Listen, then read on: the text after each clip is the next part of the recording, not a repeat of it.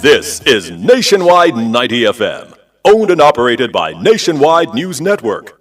We broadcast from our studios at 6 Bradley Avenue, Kingston 10, Jamaica. Transmitting on the FM 90 band.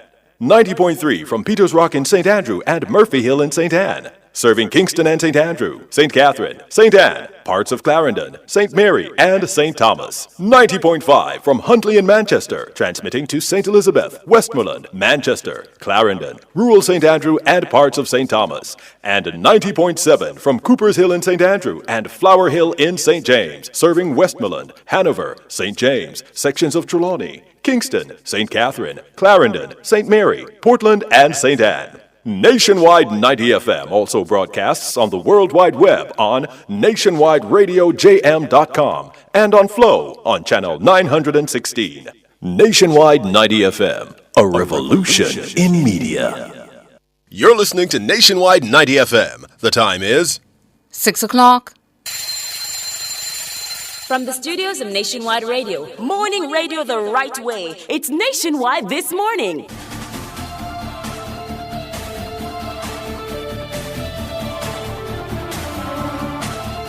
A very good morning to you. I'm Tona Thomas. Coming up in the news at 6 for this morning, Friday, December 13, 2024. Today's the deadline for persons wanting to benefit from the government's $20,000 tax give back. Health Minister says there's no dengue or flu outbreak on the island. Integrity Commission says it was forced to block some social media accounts due to nasty attacks on members of its leadership. In regional news, the opposition UNC forms coalition with political parties and trade unions ahead of general election campaign in TNT. In international news, Syrians rally in huge numbers to celebrate the ousting of Assad, the dictator. In sports, winded skipper Shea Hope praises squad following ODI series sweep against Bangladesh. And in business, the UK economy declined in October. The details after the break.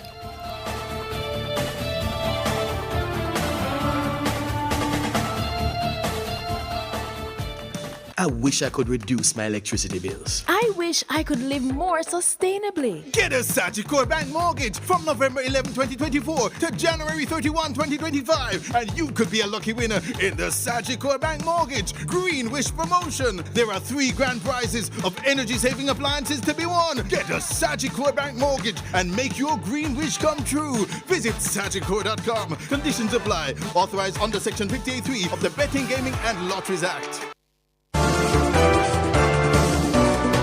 Catch the first news of the day, a comprehensive package of local, international, sports, and business news. The news at 6 on Nationwide 90 FM.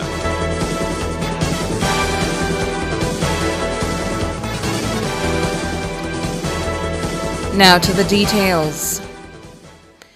Today, Friday, December 13, is the last day to apply for the government's reverse income tax credit, RITC. Tax Administration Jamaica THA says eligible taxpayers have until midnight to submit their applications using the tax authority's website, www.jamaicatax.gov.jm. Individuals whose applications were previously rejected have until December 31 to resubmit their documents. The RITC is the government's one-time tax give-back of $20,000. It applies to registered Jamaican taxpayers who earn less than $3 million annually and meet other specific criteria. The program was launched on October 2. It has had 2 payment disbursements to date, one at the end of October and the other during the last week of November. The next payment is set for the week of December 16 to 20, followed by a final disbursement in mid-January. Close to 300,000 people have so far received payments, totaling close to $6 billion. The Ministry of Health and Wellness says there's currently no dengue outbreak on the island. The ministry issued a statement on Thursday on the heels of a report from the Pan American Health Organization noting an increase in cases of dengue and influenza in the Americas this year. The ministry says as of September, the monthly number of dengue cases has been below the epidemic threshold to constitute an outbreak. Health Minister Dr. Christopher Tufton says healthcare workers remain on alert as the virus is endemic. He says the surveillance and testing for dengue continues and prevention measures are advised. Dr. Tufton also notes that since November 2023, there has been a steady decline in the total number of confirmed dengue cases in the country. In relation to influenza, Dr. Tufton says while flu cases are expected to increase given the time of year, the figures are currently not above what's expected. He says no case of avian influenza A has been detected in Jamaica this year. The Integrity Commission, IC, says that it has blocked several social media accounts following a series of disturbing posts directed at the Commission. The Commission says the accounts in question appear to be politically aligned. The IC says the posts contain threats, unwanted sexual content, hateful remarks, and dehumanizing commentary. In a statement on Thursday, the IC highlighted a particular comment as an example of what it says are ominous threats made against IC representatives via social media. The Commission says its decision to block the accounts is in line with its published social media policy and the powers of the Integrity Commission Act. The statement reiterates the Commission's commitment to safeguarding its social media accounts and officers from behavior that breaches the boundaries of decency and civility. Prime Minister Andrew Holness says the government is set to ramp up the distribution of solar kits to households across the island that are not connected to the electricity grid. He was speaking on Thursday at a ceremony to hand over housing units in southwest St. Anne. The government of Jamaica, approximately 5 years ago, started a program of distributing solar lamps right across the country. We have gone through 3 or 4 cycles of distribution. Obviously, we have not reached all households that are not connected to the electricity grid. This morning, I gave a directive to Minister Vaz to intensify the program such that we will be able to provide not just a solar lamp, but a solar kit that could provide households that are energy poor, not connected to the grid, with the basic domestic energy capabilities, which would be to provide lights at night, possibly charge a phone, possibly carry a fan, and possibly a radio. The Prime Minister was reacting to Thursday's house fire in Culloden, Westmoreland, which claimed the lives of 2 8-year-old boys. The fire was reportedly started by a lit candle. The deceased are Jamar Reed and Romaine Powell. Reports are that the boys were left at home by their guardian, who works at a bar in the area. Prime Minister Holness says eligible households will be able to apply directly to the Energy Ministry or through existing social welfare programs. In today's day and age, it is really sad to hear children perishing in fires because of the use of candles and lamps and other open flame solutions. It is quite avoidable, and the government will intensify its efforts to help those households who do not have electricity and have to depend on open flames. Prime Minister Andrew Holness. Meanwhile, the Prime Minister says the government is also planning to deploy solar solutions to beneficiaries of the National Social Housing Program who are unable to access electricity.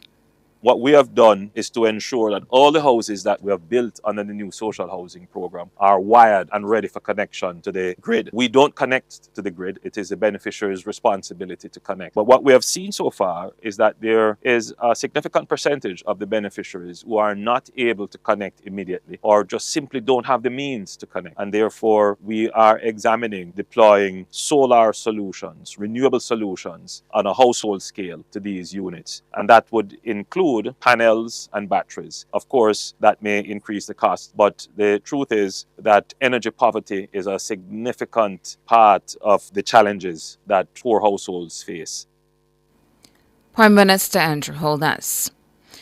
Now, councillors in the Manchester Municipal Corporation on Thursday clashed over a decision to revoke a permit for Colour Splash, a popular party set for December 24 in Mandeville. The bone of contention is the proposed venue for the party, Main Street, a major thoroughfare through the town centre. Kimon Thompson tells us more. Mandeville Mayor Donovan Mitchell publicly announced the council's decision to revoke the Colour Splash permit on Monday, much to the displeasure of event promoter Adion Peart, more popularly known as Diamond Finger. Things escalated on Thursday when Peart's attorney, Trevor Cameron of Shields Law, wrote to the corporation expressing concern over the decision. The attorney's letter was read in full at the corporation's monthly meeting, followed by a 10-minute recess. Mayor Mitchell then opened the floor for debate. Nationally, persons are complaining and persons are congratulating the council for the decision it takes. But since I sat here this morning, a letter came in from his lawyers. And because I want a fulsome discussion on the issue this morning, even if it's the only issue being taken this morning, it has to be taken this morning. Because no one person, no one individual can hold this council to ransom to do something that will affect the entire parish. Deputy Mayor Rowan Kennedy says the proposed location of Main Street is not suitable. My concern, I'm not against any event, but when you look at what happened on a Grand Market night, right? Recently, we have turned the town, well, that street has become one day the main thoroughfare. That's all it that is correct, but it's the only route now in the town that actually leads to the hospital. Right? I mean, suppose we have any emergency, and on a normal day, it takes people hours just maybe to get to the council from the stoplight. As the representative of the people, our people have serious concern. And for that reason, I'm going to vote for the cancellation. Meanwhile, Minority Leader Omar Miller says the council should reconsider, given the sums that would have already been expended. I would not, at this time, suffer a gentleman who would have invested so much to an event. And when I look at the other concern, Mr. Chairman, and I want to ask the question, we have rented our park here, right, for events. Which one is closer to the hospital? Out of Willow Gate or right round the corner? We have to understand that while we recognize that they are concerned, let us try and work out the best scenario. Right? You cannot ask 2 days before the event to transfer. Right? So we'll come on and spend already. Let us try and find an amicable solution. We don't have to go into the court business with lawyers and all of this. We can find a solution. At the end of the debate, which at times was tense, 9 councillors voted for the revocation to be upheld. 2, including the promoter's older brother, Ryan Peart, voted against the revocation. 2 other councillors abstained. Kimon Thompson for Nationwide News. Meanwhile, Peart is alleging that the municipal corporation has issued permits for other events in the town on the same day. When you look at the amount of events that receive permission on the same night within the thoroughfare of the town itself, it's ridiculous. And those events are big events that will be held, you know. And it's, I see an event kept there on Sunday, where that's right at the back gate of the hospital in the parish council parking lot. So this asks us some questions of how the parish council does their approvals for the places of amusement in terms of permit being issued. Adion Peart, a party promoter. The Minister of Foreign Affairs, Senator Kamina Johnson-Smith, is spearheading the nation's delegation at the 8th CARICOM Japan Ministerial Consultations. The consultations are taking place from December 13 to 14 in Tokyo. The 8th CARICOM Japan Ministerial Meeting presents an opportunity for us to reflect on the strength of our region's long-standing partnership with Japan. This meeting, which also falls during the 2nd CARICOM Japan Friendship Year, will commemorate 30 years of the first consultations between CARICOM and Japan. As for Jamaica, this is also a moment of great pride, as we are still celebrating 6 decades of diplomatic relations with Japan this year, a genuine friend and reliable development partner for Jamaica. We remain committed to working together to address global challenges, foster sustainable development, and to advance a brighter future for our respective people. The consultations will be co-chaired by Japan's Foreign Minister Iwaya Takeshi and the Chairman of CARICOM's Council for Foreign and Community Relations, Dr. Vince Henderson. Jamaica will represent CARICOM on key topics, including the ocean and the blue economy, and regional initiatives aimed at restoring stability in Haiti. Additional discussions will address climate change, sustainable development, and development financing. Minister Johnson Smith is also set to engage in bilateral talks with her Japanese counterpart, Minister Iwaya. I look forward to meeting with Minister Iwaya and to exploring opportunities to strengthen our Japan-Jamaica JJ partnership, particularly in the areas of security, climate resilience, and renewable energy. I'm also looking forward to the preparations for Japan's hosting of World Expo 2025, scheduled to take place in Osaka, in which Jamaica is very much looking forward to participating. Minister Kamina Johnson-Smith, Minister of Foreign Affairs and Foreign Trade. The CEO of Jamaica Environment Trust, JET, Dr. Teresa Rodriguez Moody, has welcomed the proposed amendments to the Wildlife Protection Act and the Natural Resources Conservation Authority NRCA Act. The bills, which were tabled in the House of Representatives on Tuesday, propose significant increases in penalties for environmental breaches. However, Dr. Rodriguez Moody says stronger enforcement mechanisms boosted by technology are needed to make the measures truly effective. We've been calling for these changes in fines for a long time, and we've been hearing the promise that it will be increased and it will be changed. You can have higher fines, which is very important, and it can act as a deterrent. But if you're not going to do the other side, the enforcement and the monitoring and actually charging, making sure that they pay the fines, then, it doesn't work. So I think it's very important that we're at this stage. It has taken us a long time to get here, unfortunately, but we're here. And I think it's a good thing, but it's not alone. It is not going to solve the many issues that we have with our environmental regulatory framework. Dr. Teresa Rodriguez Moody, CEO of JET. The bills propose to increase the maximum fine for breaches to $5 million, up from $50,000 in the case of the Wildlife Protection Act and $100,000 under the NRCA Act.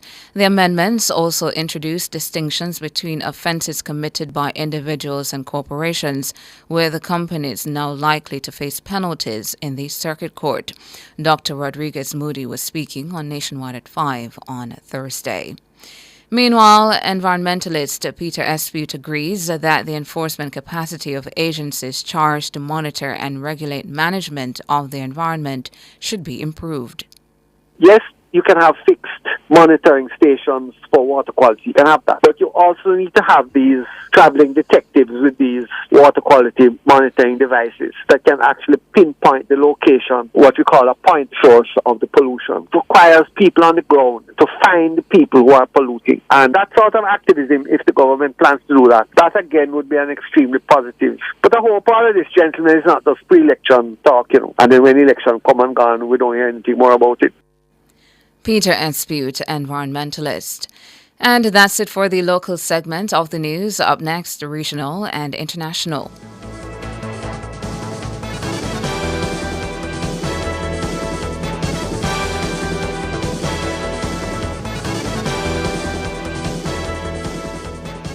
Here's a UNICEF nutrition tip. Breast milk is all your baby needs for the first 6 months. Skip all other foods. The time brought to you by UNICEF is 6:18. This holiday season, give yourself the gift of a dream washing machine. Buy Speed Queen at Singer from November 15th to December 31st and get the chance to win a washer or dryer in the Speed Queen Dream Clean promotion. Plus, our winner will also get to spread the joy this Christmas and donate a washer to a local children's home. Imagine having more time for what matters most: family, friends, and freedom from laundry worries. Singer and Speed Queen, spreading joy one load at a time. Authorized under Section 58.3 of the Betting, Gaming, and Lotteries Act. KFC festive feast for the holidays. Full of power with my friends and my family. KFC bucket of the flavor. Something for everybody, time for we celebrate. 12 piece of chicken so delicious. Fries, biscuits, coleslaw, mashed potatoes, and the Pepsi. Crunch the holiday with KFC. It's the festive feast for you and Crunch the holidays with the KFC festive feast. 12 pieces of delicious chicken, sides, and a 2-liter Pepsi. Try our new KFC dessert biscuits. KFC, it's finger licking good.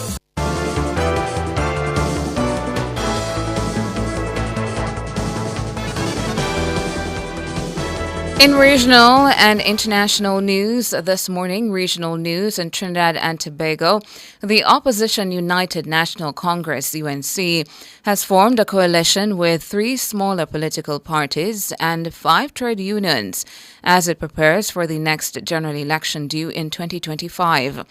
UNC boss and opposition leader Kamla Prasad-Bisesa held separate meetings on Thursday with senior officials of the Progressive Empowerment Party, the Movement for National Development, and the Congress of the People. She also met with leaders of the Oil Field Workers Trade Union, the Public Services Association, Transport and Industrial Workers Union, Trinidad and Tobago Postal Workers Union, and the Fire Service Association. Speaking to the Trinidad Guardian after the meetings, Prasad-Bisesa highlighted the strength of the new coalition, insisting it will be even better than the 2010 People's Partnership. She says, unlike the rushed circumstances of the 2010 election, where she had little time as a newly elected political leader to form alliances before a snap election was called, the current scenario allows for more deliberate coalition-building efforts. In international, mass rallies are getting underway in Syria to celebrate the end of 5 decades of authoritarian rule by the Assad regime.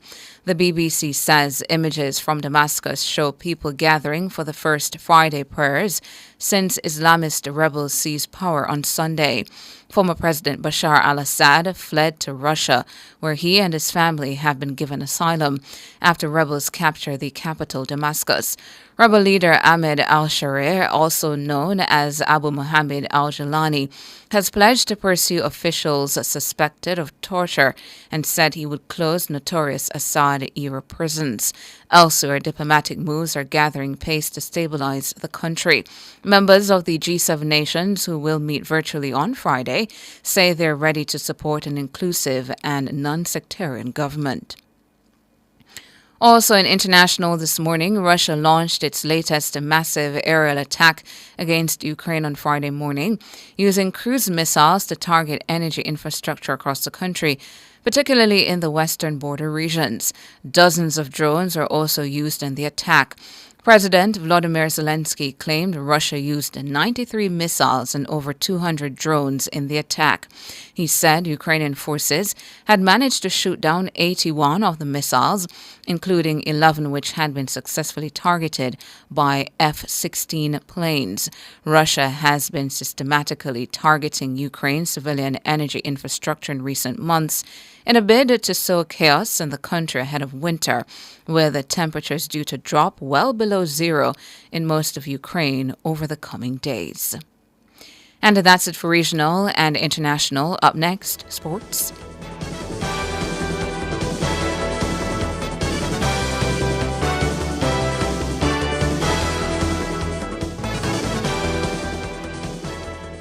Yo, my boss. Yo, my general. Yo, my king. The new BK Mega Stacker. Come for run everything. Choose your style. Double, triple, or quad stack. Juicy grilled beef. Plus crispy bacon, some starkerific sauce, and layers of melted cheese. So if you think you can angle it, satisfy yourself today. Order the BK Mega Stacker and have it your way. The new BK Mega Stacker. Built for satisfaction. Limited time. Only at Burger King.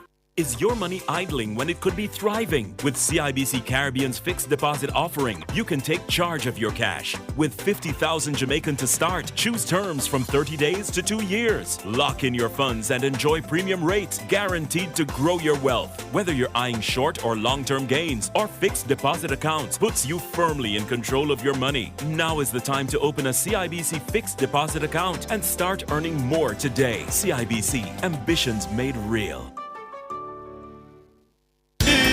Outperform, outlast. We top performance. Eating Jackama.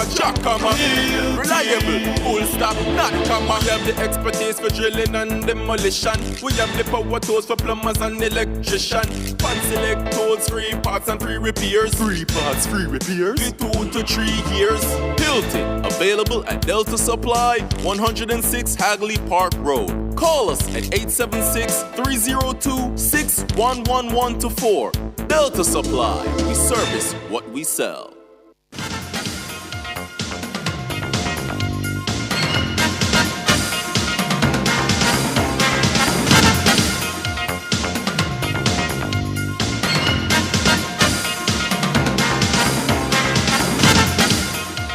Time now for your morning sports. West Indies captain Shai Hope says it was a challenge to pick the right team for each of the games in the recent 3-match ODI series against Bangladesh. The Windies swept the series 3-0 following a 4-wicket win on Thursday.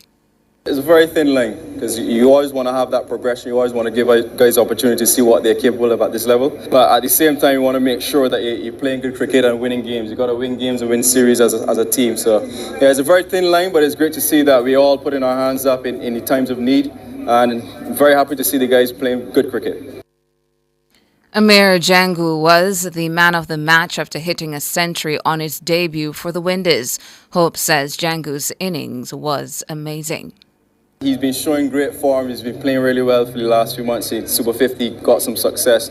And just the way he played in that particular situation there, especially when we lost a few wickets there at the start. So great to see he finished the game for the team. It's something I always speak about in the dressing room. I want to make sure the guys are finishing the game for the team when they get in. And he got 100 as well. So very, very pleasing signs. Shai Hope. The gap in pay between the top men's and women's players in the 100 will widen from £75,000 to £135,000 from 2025. Top-level men's players will see their pay increase by 60% to £200,000, while leading women's salaries are rising 30% to £65,000. The increases are part of an overall 25% rise across all salary bands. In Band 7, the lowest earning category, men will be paid £31,000, up from £30,000 in 2024, while women will earn £10,000, up from £8,000. In 2023, the Independent Commission for Equity in Cricket recommended equal salaries in the 100 by 2025. The 100 organisers say the increases are a step forward. Finally, in your morning sports, Kingston College will tussle with St. George's College in the urban area Issa Burger King Under-14 football final at Stadium East today. Meanwhile, Excelsior and Stats lock horns in the Issa Mighty Malt Under-16 final. And that's it for your morning sports.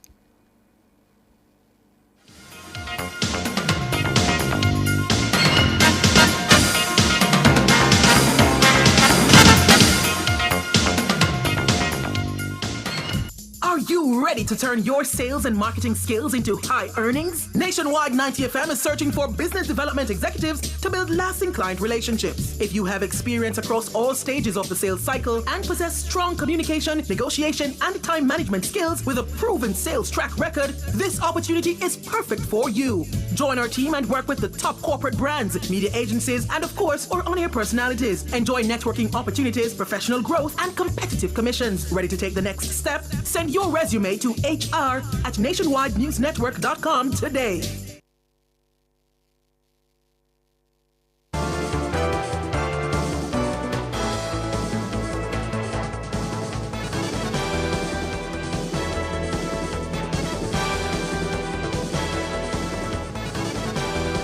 In business this morning, Britain's economy shrank by 0.1% in October, underlying the scale of Labour's challenge to get the economy growing.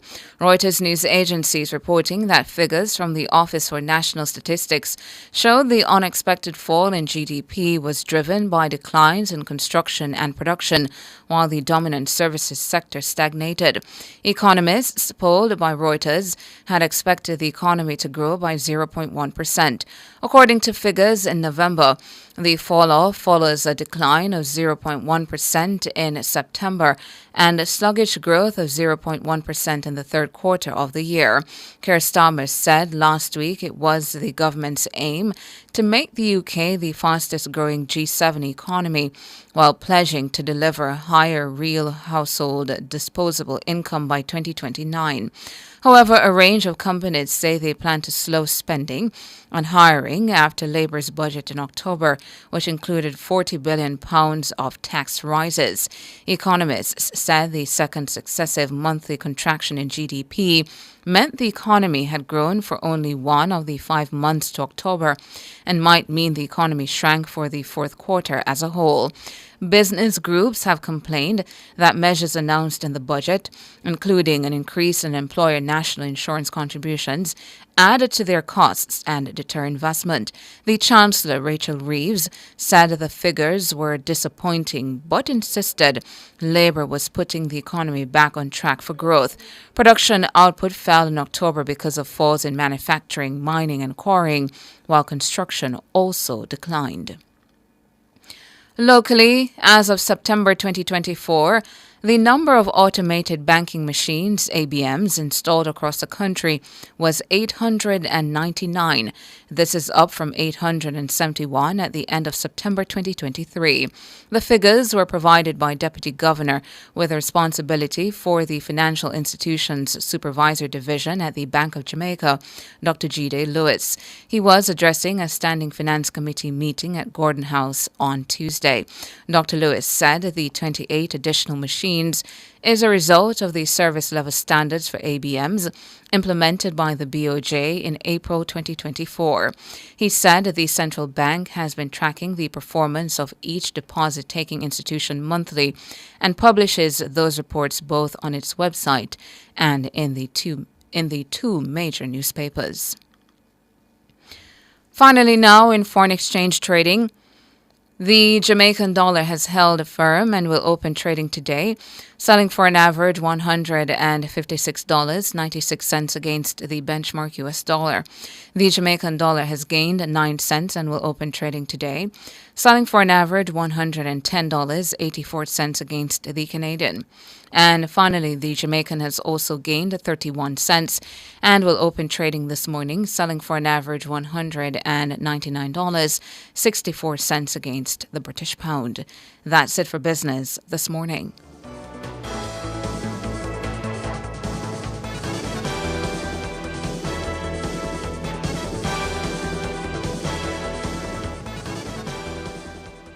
Clearing personal, non-commercial shipments at the port? Avoid the wait. Request a contactless clearance through your agent today. It's more efficient. It's secure. The time by the Jamaica Customs Agency is 6:31. Since 1995, we've been your go-to source for everything related to billiards, amusement machines, and electronics. With locations at 1A Lindsay Terrace, Kingston 10, and the Village Plaza, Big Bridge, Savannah, Lamar, we offer top-quality pool table parts and accessories, cutting-edge gaming machines, and more. We also specialize in assembly, sales, and service of amusement machines. We provide unmatched customer service, expert solutions, and products tailored to your needs. Who are we? We are Eclipse Enterprise. Telephone 876-960-3891.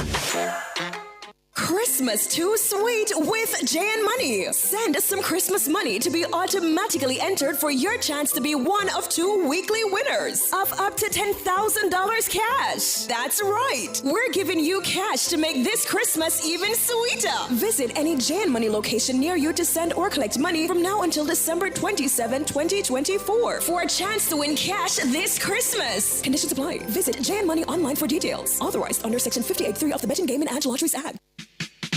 Does your bra ride up your back? Do your shoulders hurt from carrying the weight of your breasts? These are signs of an ill-fitting bra. When was the last time you were fitted by a bra fit specialist? The bra experts at LaBelle Femme will take care of you. Drop into the store at 53 Lady Musgrave Road, Tuesdays to Saturdays from 10 to 5, and you will see the difference. Or call 876-622-6091.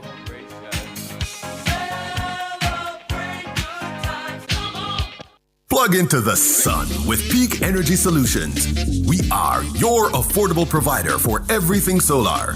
Grid tie or off-grid solar P systems, solar air conditioners, panels, lithium batteries, solar supplies, and installation. Visit us at Shop 1, 3 Mosquito Valley Road, Red Hills, St. Andrew. Call 876-279-8820 or 944-0668. Or email us at peakenergysolutionsja@gmail.com. Peak Energy for everything solar.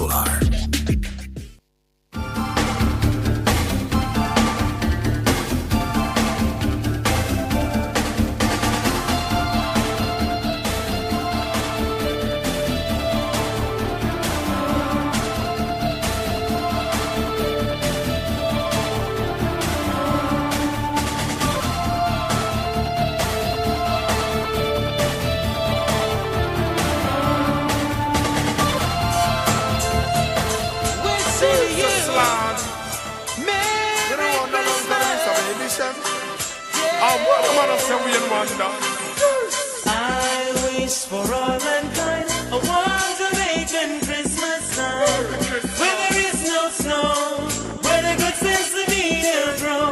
Oh, I wish that we could find true love at Christmas time. Don't have to be concerned, show some love and let the peace fire burn. Oh, I wish for all mankind a warm Jamaican Christmas time, where there is no snow, where the good sense of media grow. Oh, I wish that we could find true love at Christmas time. Don't have to be concerned, show some love and let the peace fire burn. Oh, where we can party all the night away. Orange on the beaches where all the lovers play. You can take a swim and wash your tears away. Yeah, jamming in the sun just like Bob Marley said. Whoa, whoa, I wish for all mankind a warm Jamaican Christmas time, where there is no snow, where the good sense of media grow. Oh, I wish that we could find true love at Christmas time. Don't have to be concerned, show some love and let the peace fire burn. Relax in all the sun, I drink a red stripe beer. Take a puff up on me, I throw the smoke in all the air. I listen reggae music on a old barber chair. I look back in a life and I give thanks to be here. Consider myself lucky, although me shoes here. I know for me colleagues, them drop out through the year. Now have no bag of money, now no new clothes to wear. But if you're hungry and me, I pretend that life is share. So I wish for all mankind a warm Jamaican Christmas time, where there is no snow. Friday, Friday, Friday, Friday, Friday, Friday, Friday, Friday, Friday, Friday. It's Friday, December 13th. Friday the 13th. Nobody superstitious about Friday the 13th anymore. Yes, sir. Yeah, good morning on this Friday morning. Good morning to all of you listening to Nationwide 90 FM, tuning into Nationwide this morning. I want to say thank you to all of you who make this appointment radio in this time of on demand. You listen to what you want when you want, but you are here every morning, and I certainly value your presence. I want to say good morning to, special good morning as well, to all of my friends, our friends on the YouTube platform. Really, really enjoy your company. Love watching you banter. Love to see the takes that you have on the news of the day. And yeah, man, I love it when you hold us to account. You are there with a correction. You're there with a suggestion. You're there with a criticism. You're there with critique. We love it all. Keep it coming. So good morning to every single man, woman on the YouTube platform. And we want to congratulate you for continuing to keep the nationwide flag flying high. If you're listening on the app, good morning to you. All of you in Jamaica listening, watching, good morning to you. Those of you who are outside of Jamaica, good morning to you and thank you. You're hustling to get about your business, but you're still listening. I want to say a special good morning to a gentleman I met in Maryland a couple weeks ago, Vernal Richards. I met him there. I was going about my business. Yeah? Big foreign. Big. And on a small island. Big foreign. And the man said, George. Look around, the man said, yeah, man. I watch your show every morning. We say, youth. Yeah. Jeremy. Yeah, man. So, Vernon Richards over there. Good morning to you, sir. Good morning to you. And he was hard at work when I saw him, but he had to take some time to give me a shout.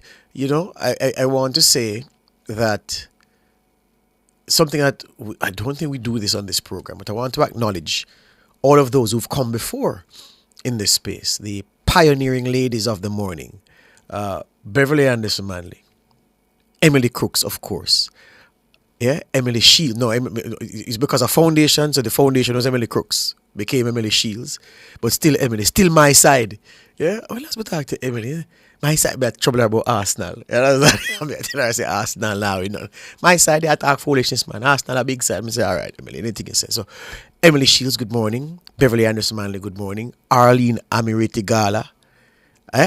Arlene Amity Regala. Yes, Arlene here did nice, you know? Arlene was a nice lady, but her hair was fabulous. Arlene, morning to you. Morning to Naomi Francis. Yeah. Morning, Naomi. Morning to the producers, Simmerina Blake. Remember Simmerina? Marlon Facey. Good morning to Dennis Marlon Brooks, who was a producer as well. Remember when Dennis has just come? I said to Cliff, say, how would a foreign boy? How you get a foreign boy there from? Dennis is sitting in the studio in the office asleep a morning time. Yeah? Yolande Giles Levy. Emily just call her Giles. Morning Giles. Yeah?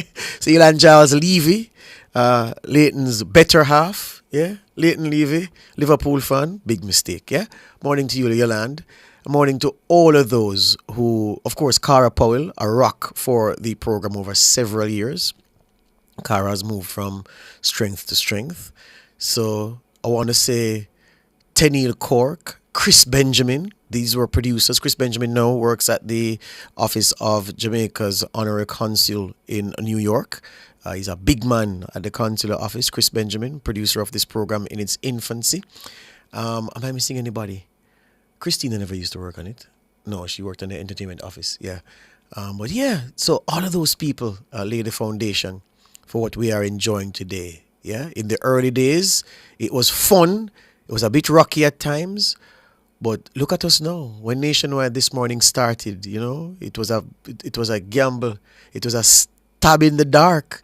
And look at what it is now established. So those joining this program aren't joining no full program. You know, the template has been set.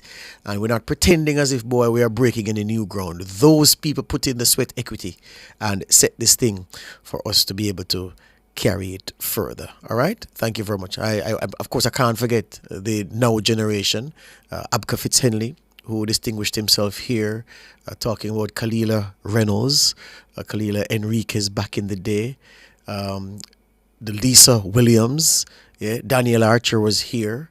Who else was here as a staple? Of course, the Weather Girl was here. The Sweetie, yeah. Patricia K. Aarons was also here. I want to thank all of you for your support. All right, I'm going to give you a little bit of Jacob Miller at Christmas for this song, next song that Jamaica, Jermaine rather, is going to play. We wish you a Irie Christmas. Old Year and New Year's are just the same. Christmas on a broke pocket day. We wish you a Irie Christmas. We wish you a Irie Christmas. We wish you a Irie Christmas and a dance all New Year. Great tidings, Natty Jane bring you. Great tidings, Natty Jane bring you. Great tidings, Natty Jane bring you. And a dance all New Year. We skank and rock it to the rhythm. We rock and we rock the rhythm. We scrub and we rub and we dub wise. And a happy dance. We bring you a Irie Christmas. We bring you a Irie Christmas. We bring you a Irie Christmas and a dance all New Year. You love up, you rub up on a Christmas. You rub up, you scrub up on a Christmas. You rub up and you dub up on a Christmas and a dance all New Year. We wish you merry, merry, merry, merry Christmas on a broke pocket day. Not even 1 cent to buy a little toy. We dance and rock it to the ice mounds. We rub it and scrub it to the ice mounds. We rub it and dub it to the Christmas on a broke pocket this year. Everybody gonna jump in and a shout. Everybody gonna jump in and a shout. Everybody gonna jump in and a shouting. And Ben Johnson dear, we wish you a Irie Christmas. We wish you a Irie Christmas. We wish you a Irie Christmas and a dance all do. Everybody in the dance all singing. Everybody in the dance all rocking. Everybody is skanking and a rocking and a broke pocket dear. We rub up and a scrub up and a skanking. We skank and a rocking and a moving. We move and a rocking and a dub wise and a Hi. This is going to be a Irie Christmas. Hi. Red fruit roasting on an open fire. Mongrel dogs nipping at your toes. Dance hall songs being sung by a choir. And some we dress up in name brand clothes. But me no have known, everybody knows. When gungo cook and sorrel flow, you don't know the season bright. Y'all and boy with them starlight aglow, them nah go want to sleep tonight.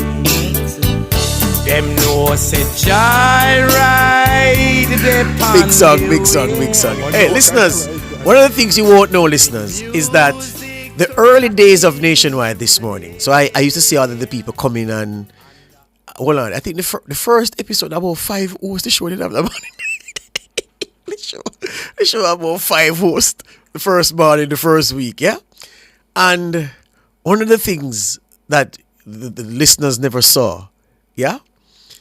Oh, by the way, I have to acknowledge the staple. So you see, I've spoken about the number of women and personalities who've hosted this show and have built it into Jamaica's favorite and the best. The staple, the ever-present Jermaine King. From the first show till now, Jermaine King. Look at the science of my youth. I can't have to show you. But the point I was making is this, listeners. Those first days, Jermaine, you remember? When this morning started, catered food, big spread. You go outside, you have about 6 different juice, Miss Clooney cater. You had buffet style, this, that French toast. The Cliff Hughes money a run. Yeah, man, and then we say, blurt neat, what manner of show is this? Yeah, I mean, patty breakfast, fried dumpling breakfast. No. Yeah. Escargot. No, I'm stretching it, but you get the picture. Yeah. A very delectable spread every morning. And then a plate of food, nothing. Different trays. And it's almost like you were in a hotel buffet. You were at Sandals or one of them big hotels, other big hotels, and you had just got through. That was how the spread was every morning in the initial stage. And then one day, Clifford looked at the bill and said, this is not sustainable. And it changed.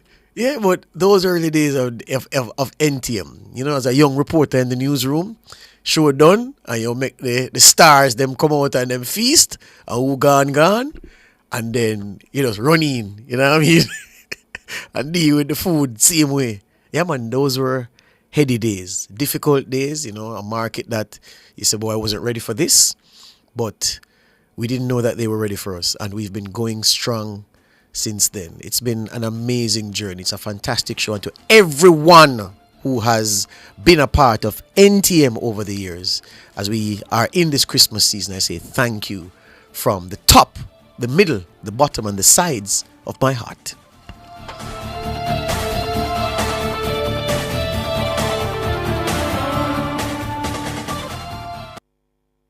Youth in conflict with the law can get a second chance through child diversion. For more information, visit moj.gov.jm. The time by the Ministry of Justice is 6:49. Need equipment rental, repair, or sales? The Contractor Center has you covered. We also offer epoxy installation, stamp concrete, and construction chemicals, serving commercial, industrial, construction, and residential industries. Don't let everyday challenges hold you back. Visit us at 26 Shortwood Road or online at contractorcenterja.com or call 876-968-4816. For all your electrical needs, visit ABC Electrical Sales. They stock a wide variety of electrical supplies including plugs, switches, panel boards and conduits, plus energy-saving fixtures. ABC Electrical Sales stocks brands like GE, Siemens, Philips, Cutler Hammer and Allen Bradley. They also offer free island-wide delivery just to suit your needs. Visit them at Shop 8, Hagley Park Plaza, Kingston 10 or call 876-754-3714-5 or 876-754-3825-8.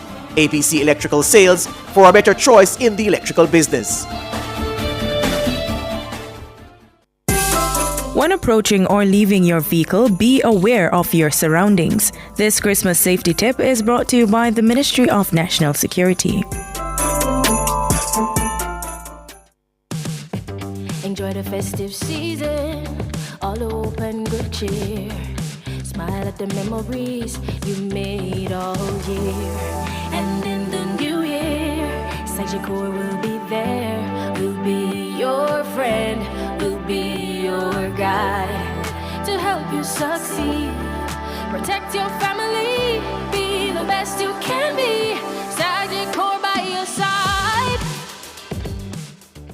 Street Smart and the JUTC Morning Commute is brought to you by JUTC, your route to excellence.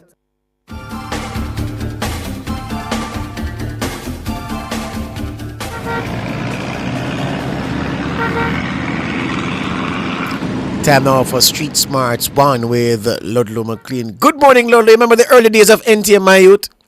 Well, I tell you, I remember, good morning to everyone else tuned in.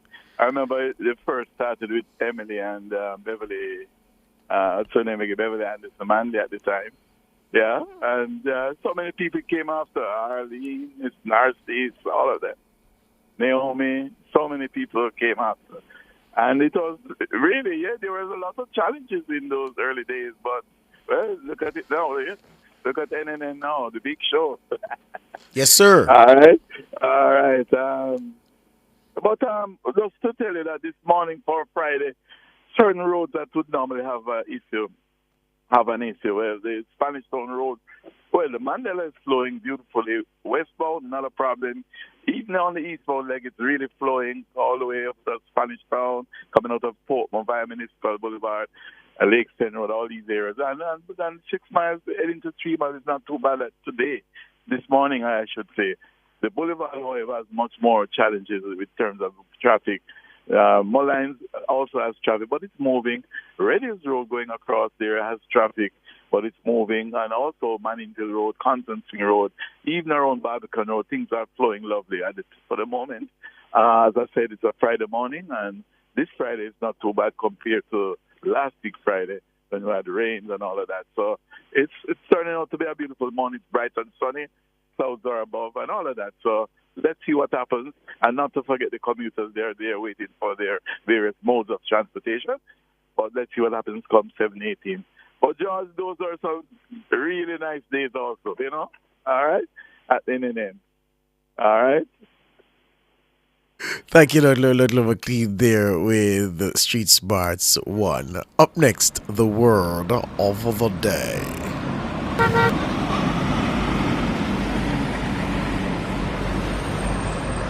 Street Smart and the JUTC Morning Commute was brought to you by JUTC, your route to excellence.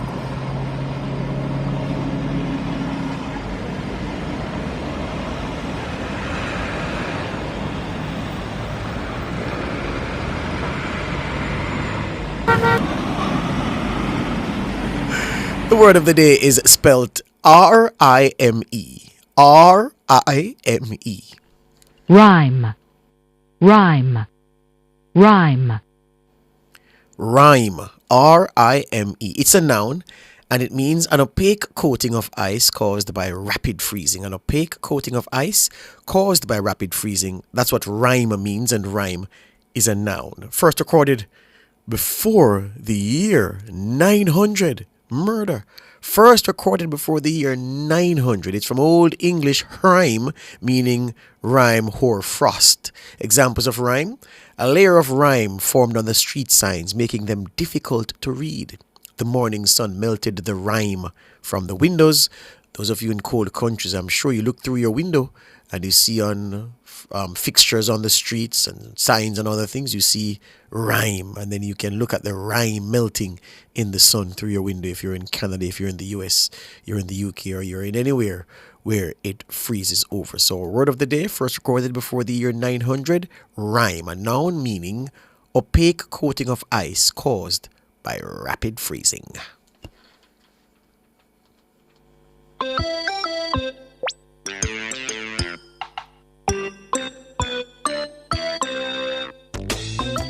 Fathers, the day you have been dreading since your child was born has arrived. Your daughter is about to go on her first date. Several questions may be flooding your mind. Is she old enough to be dating? Who is this person wanting to take my daughter out on a date? Will her date treat her with respect and vice versa? As your daughter starts to date, there will probably be a couple of bumps along the way. So, on Parenting Tips today, tips to help your teen daughter on her first date. Daddy, may I go to the movies next Friday with a friend? It's a boy, and just the two of us going. This situation could cause Dad to either fly off the handle and refuse to listen, or the daughter will find a way to keep it hidden and do it in secret. Your daughter is showing you proper respect by coming to you and asking for permission. So, respond calmly. Give her the same respect by carefully listening and responding. Calmly discuss what is the expected behavior from both her and her date. Make sure she understands why you agree or disagree with the date. If you agree to the date, How do you help her to prepare? Talk openly with her about what is expected of her on the date and set boundaries.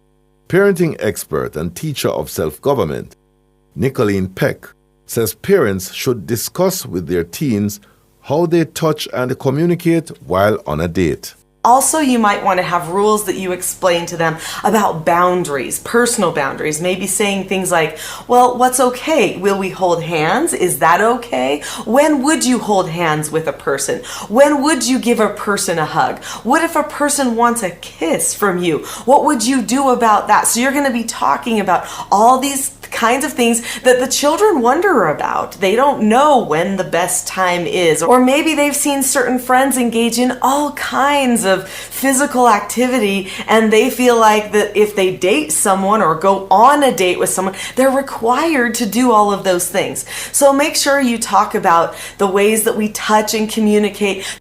Have a practice date.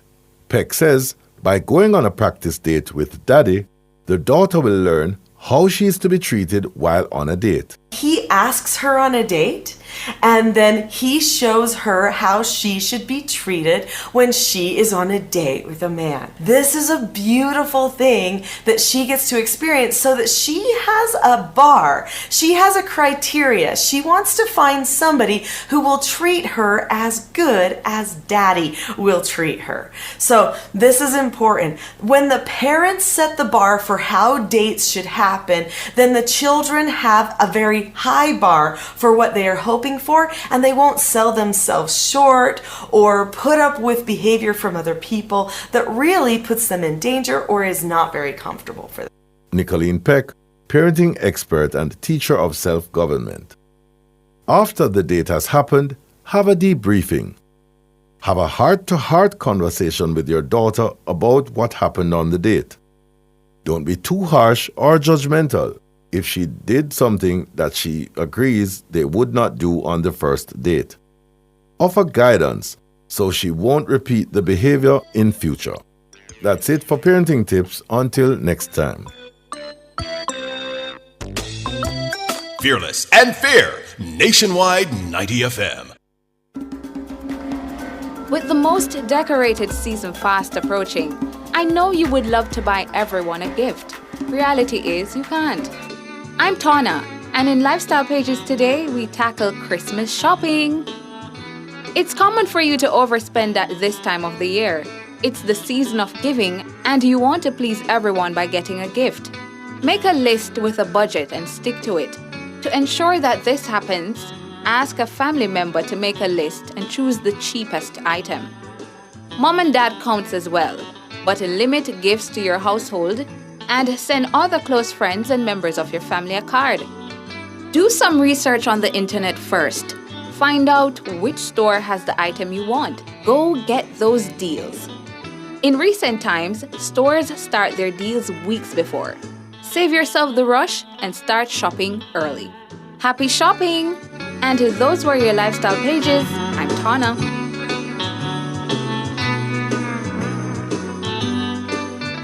Nationwide 90 FM, continuing the tradition of fair, fearless, and factual reporting. From Negril Point to Morant Bay, a little kindness can go a far way. The time by the Jamaica Information Service is... News time, 7 o'clock. If you need to build it, plumb it, weld it, pave it, or power it, National Supply has it. Get the best brands for the job at Jamaica's Industrial Hardware Superstore, Kingston Normal Bay. The temperature by National Supply is 25 degrees Celsius in Kingston, 26 degrees Celsius in Montego Bay. The most credible news in the morning. The news at 7 on Nationwide 90 FM.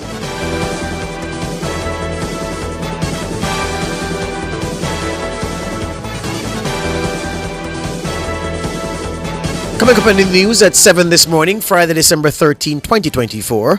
Today's the deadline for persons wanting to benefit from the government's $20,000 tax give back. Health Minister says there is no dengue or flu outbreak on the island. Integrity Commission says it was forced to block some social media accounts due to nasty attacks on members of its leadership. And in international news, Syrians rally in huge numbers to celebrate the ousting of Assad, the dictator.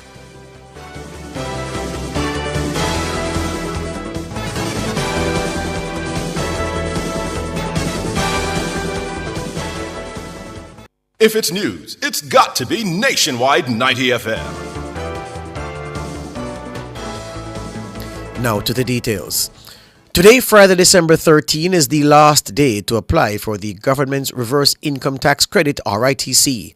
Tax Administration Jamaica says eligible taxpayers have until midnight to submit their applications using its website, www.jamaicatax.gov.jm.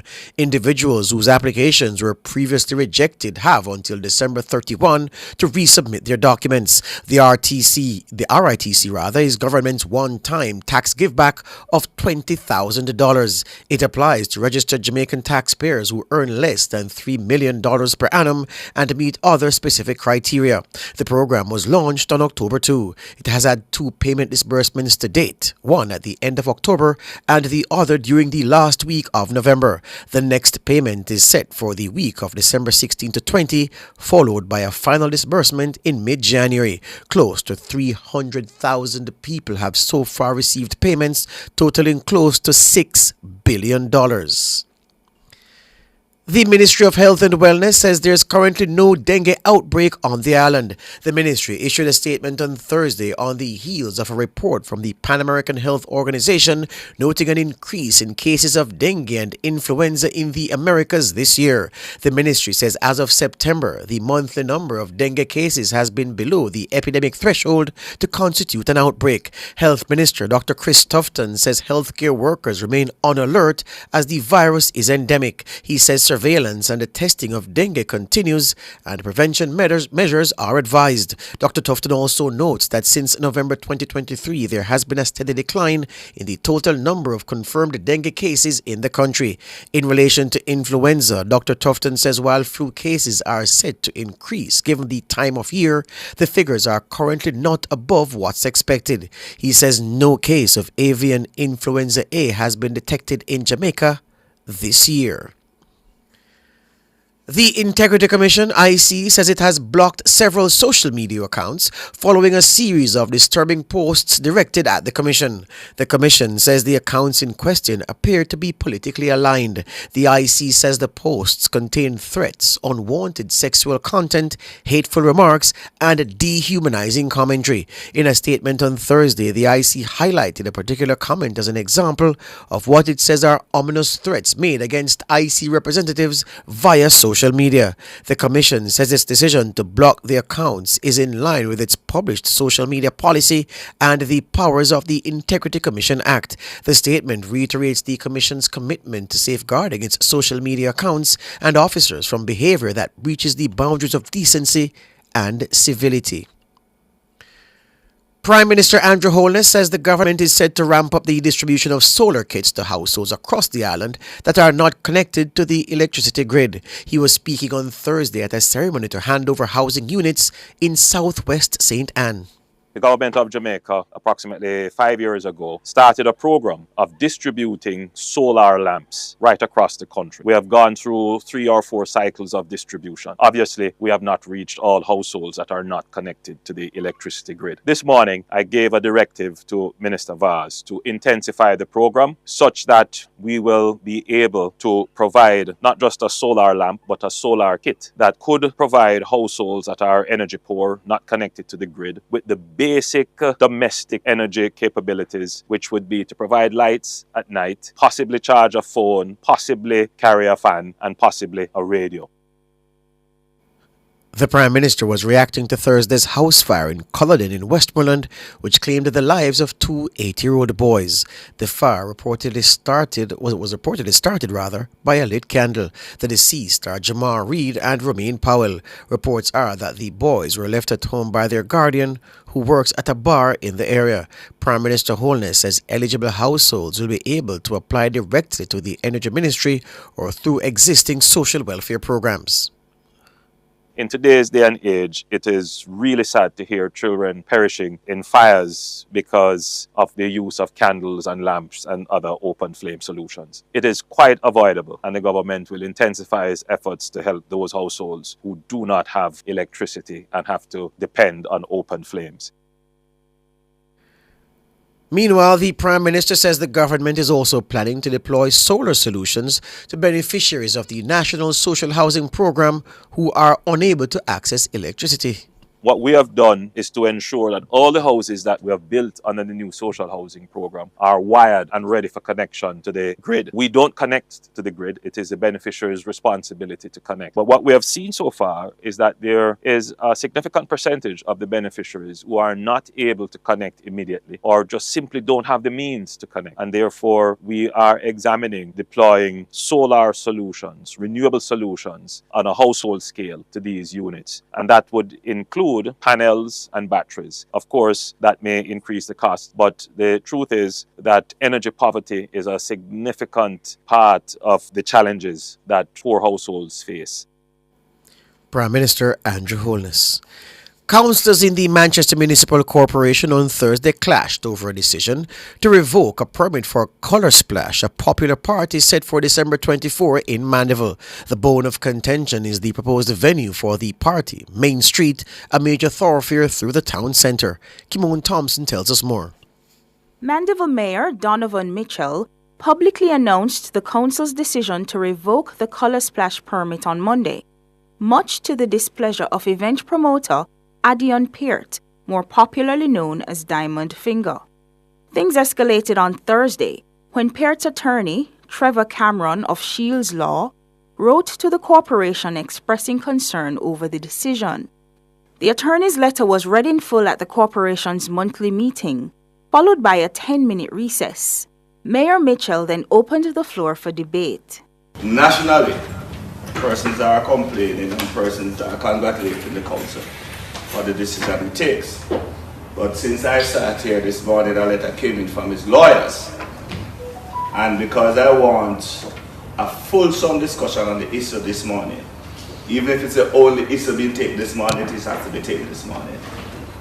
Because no one person, no one individual can hold this council to ransom to do something that will affect the entire parish. Deputy Mayor Rowan Kennedy says the proposed location of Main Street is not suitable. My concern, I'm not against any event, but when you look at what happened on a Grand Market night, right? Recently, we have turned the town, well, that street has become one way. The main thoroughfare to the hospital. That is correct, but it's the only route now in the town that actually leads to the hospital. Right? I mean, suppose we have any emergency, and on a normal day, it takes people hours just maybe to get to the council from the stoplight. As the representative of the people, our people are serious concern. And for that reason, I'm going to vote for the cancellation. Meanwhile, Minority Leader Omar Miller says the council should reconsider, given the sums that would have already been expended. I would not, at this time, suffer a gentleman who would have invested so much to an event. And when I look at the other concern, Mr. Chairman, and I want to ask the question, we have rented our park here, right, for events. Which one is closer to the hospital? Out of Willow Gate or right around the corner? We have to understand that while we recognize that they are concerned, let us try and work out the best scenario. Right? You cannot ask 2 days before the event to be transferred. Right? So we'll come on and spend already. Let us try and find an amicable solution. We don't have to go into the court business with lawyers and all of this. We can find a solution. At the end of the debate, which at times was tense, 9 councillors voted for the revocation to be upheld. 2, including the promoter's older brother, Ryan Peart, voted against the revocation. 2 other councillors abstained. Kimon Thompson for Nationwide News. Meanwhile, the promoter, Adion Peart, is alleging that the municipal corporation has issued permits for other events in the town on the same day. When you look at the amount of events that receive permission on the same night within the thoroughfare of the town itself, it's ridiculous. And those events are big events that will be held, you know. And it's, I see an event kept there on Sunday, where that's right at the back gate of the hospital in the parish council parking lot. So this asks us some questions of how the parish council does their approvals for the places of amusement in terms of permit being issued. Adian Peart, party promoter. The Minister of Foreign Affairs, Senator Kamina Johnson-Smith, is spearheading the nation's delegation at the 8th CARICOM Japan Ministerial Consultations. The consultations are taking place from December 13 to 14 in Tokyo. The 8th CARICOM Japan Ministerial Meeting presents an opportunity for us to reflect on the strength of our region's long-standing partnership with Japan. This meeting, which also falls during the 2nd CARICOM Japan Friendship Year, will commemorate 30 years of the first consultations between CARICOM and Japan. As for Jamaica, this is also a moment of great pride, as we are still celebrating 6 decades of diplomatic relations with Japan this year, a genuine friend and reliable development partner for Jamaica. We remain committed to working together to address global challenges, foster sustainable development, and to advance a brighter future for our respective people. The consultations will be co-chaired by Japan's Foreign Minister Iwaya Takeshi and the chairman of CARICOM's Council for Foreign and Community Relations, Dr. Vince Henderson. Jamaica will represent CARICOM on key topics including the ocean and the blue economy, along with regional initiatives aimed at restoring stability in Haiti. Additional discussions will address climate change, sustainable development, and development financing. Minister Johnson-Smith is also set to engage in bilateral talks with her Japanese counterpart, Minister Iwaya. I look forward to meeting with Minister Iwaya and to exploring opportunities to strengthen our Japan-Jamaica JJ partnership, particularly in the areas of security, climate resilience, and renewable energy. I'm also looking forward to the preparations for Japan's hosting of World Expo 2025, scheduled to take place in Osaka, in which Jamaica is very much looking forward to participating. Senator Kamina Johnson-Smith, the Minister of Foreign Affairs. The CEO of Jamaica Environment Trust, JET, Dr. Teresa Rodriguez Moody, is welcoming the proposed amendments to the Wildlife Protection Act and the Natural Resources Conservation Authority Act, NRCA. The bills, which were tabled in the House of Representatives on Tuesday, propose significant increases in penalties for environmental breaches. However, Dr. Rodriguez Moody says stronger enforcement mechanisms boosted by technology are needed to make the measures truly effective. We've been calling for these changes in fines for a long time, and we've been hearing the promise that it will be increased and it will be changed. You can have higher fines, which is very important, and it can act as a deterrent, but if you're not going to do the other side, the enforcement and the monitoring and actually charging, making sure that they pay the fines, then, it doesn't work. So I think it's very important that we're at this stage. It has taken us a long time to get here, unfortunately, but we're here. And I think it's a good thing, but it's not alone. It is not going to solve the many issues that we have with our environmental regulatory framework. Dr. Teresa Rodriguez Moody, the CEO of JET. She was speaking on Nationwide at 5 on Thursday. The bills propose to increase the maximum fine for breaches to $5 million, up from $50,000 in the case of the Wildlife Protection Act and $100,000 under the NRCA Act. The amendments also introduce distinctions between offenses committed by individuals and corporations, with companies now likely to face penalties in the circuit court. Meanwhile, environmentalist Peter Espute agrees that the enforcement capacity of agencies charged with monitoring and regulating management of the environment should be improved. Yes, you can have fixed monitoring stations for water quality. You can have that. But you also need to have these traveling detectives with these water quality monitoring devices that can actually pinpoint the location, what we call a point source of the pollution. It requires people on the ground to find the people who are polluting. And that sort of activism, if the government plans to do that, that again would be an extremely positive. But the whole part of this, gentlemen, is not just pre-election talk, and then when election come and gone, we don't hear anything more about it. Peter Espute, environmentalist. Overseas news now. Mass rallies are getting underway in Syria to celebrate the end of 5 decades of authoritarian rule by the Assad regime. The BBC says images from Damascus show people gathering for the first Friday prayers since Islamist rebels seized power on Sunday. Former President Bashar al-Assad fled to Russia, where he and his family have been given asylum after rebels captured the capital, Damascus. Rebel leader Ahmed al-Sharaa, also known as Abu Muhammad al-Jalani, has pledged to pursue officials suspected of torture and said he would close notorious Assad-era prisons. Elsewhere, diplomatic moves are gathering pace to stabilize the country.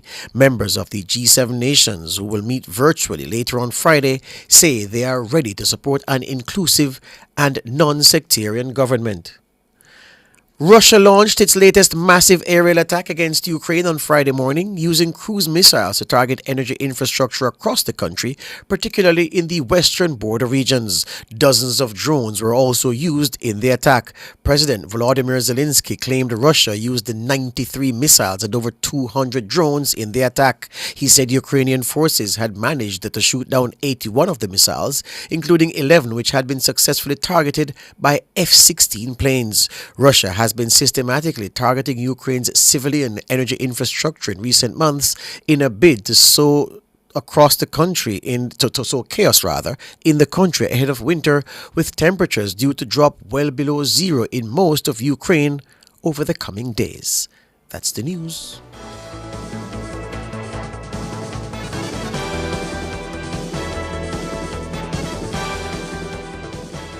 Sign up for the JN Money Card. It's safe, convenient, and free.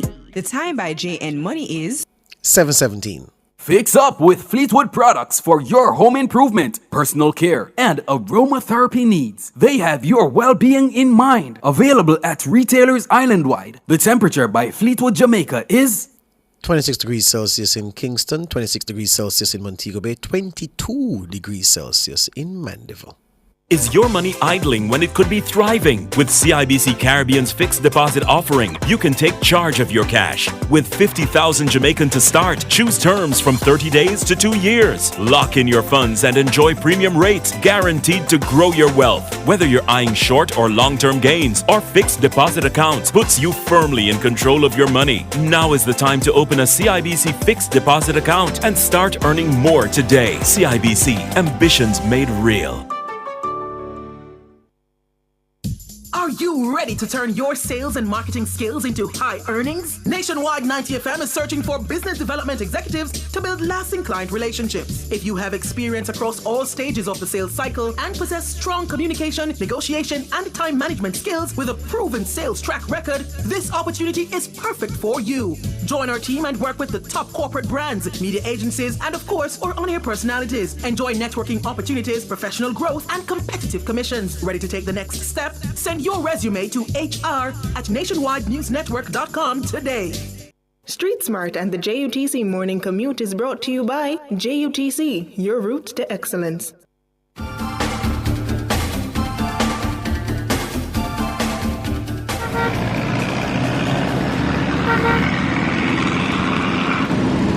Time now for Street Smarts 2 with Ludlow McLean. Good morning again, Ludlow. Morning, George. Jorge. You know that name, Jorge? Yeah, man. All right, cool. This is motoring public visitors or transport operators, land, air, sea, all of them. We wish you all the best this morning and for the rest of the week. The weekend, I should say. And the situation is not too bad in certain areas. Going through Richmond Park, it wasn't too bad. Queens Avenue, Kings Avenue, Richmond Park Avenue, Montgomery Avenue. All these areas are moving well, doing well. However, if they get onto Chisholm Avenue, there are little pockets of build-ups, especially exiting onto the Maxfield Avenue area there. The traffic going up Maxfield Avenue is not too bad at this time, but as you get closer into Half-Way Street, you can expect a little bit of delay, especially if you want to get onto South Avenue. Going further up northbound to connect with the Red Hills Road is not a problem. However, you will see traffic coming from the Red Hills Road heading onto East Park to get onto Conference Spring Road. And as usual, Don Robin has that build up there to get onto Conference Spring Road. And coming on Conference Spring Road, not too bad also. But as you get closer into Half-Way Square, that's where you're going to have the traffic. Oxford Road has been busy since morning too. In both directions, you'll find especially coming up Half the Tree Road to make that right turn onto Oxford Road. You're going to have some traffic there, taking it all the way up to the other exit, then going by extension, going further up to Oxford Boulevard. Well, subsequent to this report, I don't believe it's going to be over. I suspect this Friday morning will be quite active, quite busy in most areas, and all the intersections will be busy with traffic. So let's see what happens during the course of the morning. Enjoy yourselves. Have a great weekend. And as usual at Street Smart, your safety is all concerned. Over to you, George.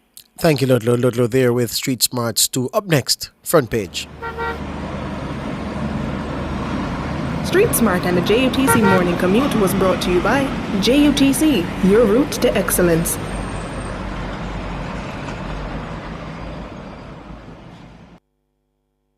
Front Page is brought to you today by ABC Electrical Sales, for a better choice in the electrical business. For all your electrical needs, visit ABC Electrical Sales. They stock a wide variety of electrical supplies including plugs, switches, panel boards and conduits, plus energy-saving fixtures. ABC Electrical Sales stocks brands like GE, Siemens, Philips, Cutler Hammer and Allen Bradley. They also offer free island-wide delivery just to suit your needs. Visit them at Shop 8, Hagley Park Plaza, Kingston 10, or call 876-754-3714-5 or 876-754-3825-8. ABC Electrical Sales, for a better choice in the electrical business.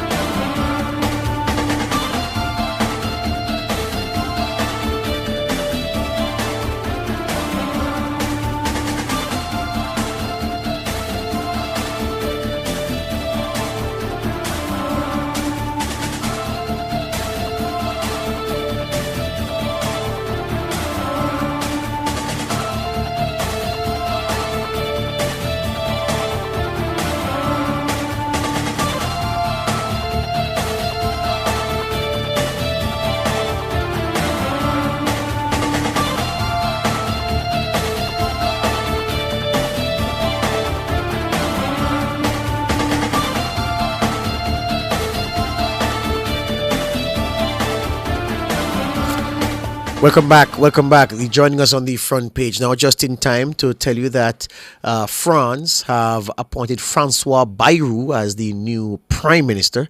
Recall that this is the third Prime Minister in about a month.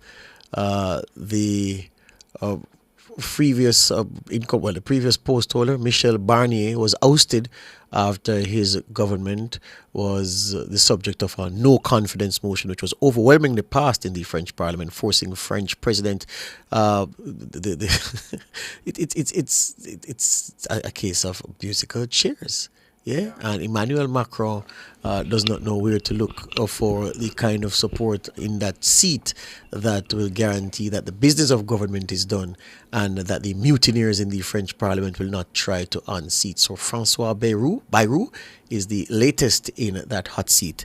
Let's see how long he lasts. To matters on the domestic front now, Asandre Roden. Good morning, sir. Good morning, George. Good morning, listeners. I always find international politics very interesting and very funny because, Britain was in a similar place a while ago until they have the Conservative Party in particular, until they had Rishi. And then, of course, he had a loss, a monumental loss that Kemi Badenoch now has to be in the hot seat of opposition leader, and people are saying she won't last a year in that seat. That's what the British people are saying, and there are many reasons for that. Of course, you can imagine she she meets a lot of criteria. She's a woman. She's black, leading a conservative party.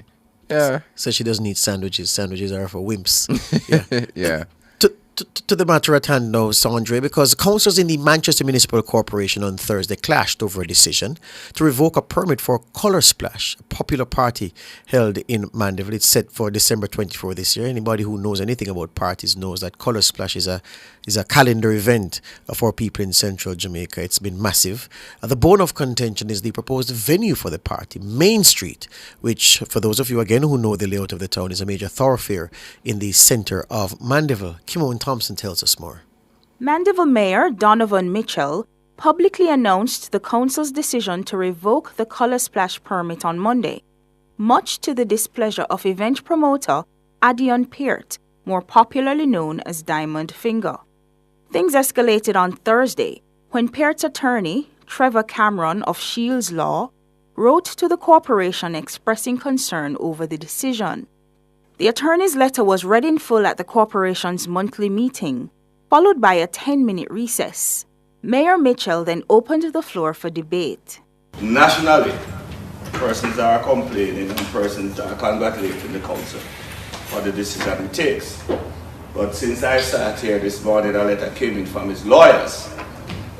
And because I want a fulsome discussion on the issue this morning, even if it's the only issue being taken this morning, it has to be taken this morning. Because no one person, no one individual can hold this council to ransom to do something that will affect the entire parish. Deputy Mayor Rowan Kennedy says the proposed location of Main Street is not suitable. My concern, I'm not against any event, but when you look at what happened on a Grand Market night, right? Recently, we have turned the town, well, that street has become one way. The main thoroughfare, that is correct, but it's the only route now in the town that actually leads to the hospital. Right? I mean, suppose we have any emergency, and on a normal day, it takes people hours just maybe to get to the council from the stoplight. As the representative of the people, our people are serious concern. And for that reason, I'm going to vote for the cancellation. Meanwhile, Minority Leader Omar Miller says the council should reconsider, given the sums that would have already been expended. I would not, at this time, suffer a gentleman who would have invested so much to an event. And when I look at the other concern, Mr. Chairman, and I want to ask the question, we have rented our park here, right, for events. Which one is closer to the hospital? Out of Willow Gate or right around the corner? We have to understand that while we recognize that they are concerned, let us try and work out the best scenario. Right? You cannot ask 2 days before the event to transfer. Right? So we'll come on and spend already. Let us try and find an amicable solution. We don't have to go into the court business with lawyers and all of this. We can find a solution. At the end of the debate, which at times was tense, 9 councillors voted for the revocation to be upheld. 2, including the promoter's older brother, Ryan Peart, voted against the revocation. 2 other councillors abstained. Kimon Thompson for Nationwide News. Thank you, Kimon. Well, we're now joined by the promoter, Adion Peart. They call him Diamond Finger on the streets. Good morning, sir. Good morning. How are you doing? I'm very good. The first place to start, Adion, based on what we have been hearing on the ground, is that you may be the well, you know what? Let's take that question after the break, Adion. Just bear with us. We're up on the 7:30 break. Let's take it, and then we come right back and we can continue. We can proceed unimpeded.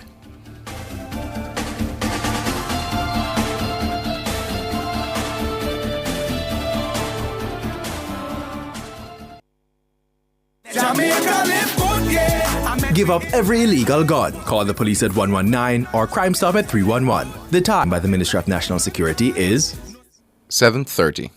Rent or buy your hurricane supplies from Total Tools. Visit 102 Main Street, Ocho Rios, or 34 Slipe Road, Kingston 5. The temperature brought to you by Total Tools Jamaica is 26 degrees Celsius in Kingston and Montego Bay, and 22 degrees Celsius in Mandeville. Yo, my boss. Yo, my general. Yo, my king. The new BK Mega Stacker. Come for run everything. Choose your style. Double, triple, or quad stack. Juicy grilled beef. Plus crispy bacon, some stackerific sauce, and layers of melted cheese. So if you think you can angle it, stackify yourself today. Order the BK Mega Stacker and have it your way. The new BK Mega Stacker. Built for satisfaction. Limited time. Only at Burger King.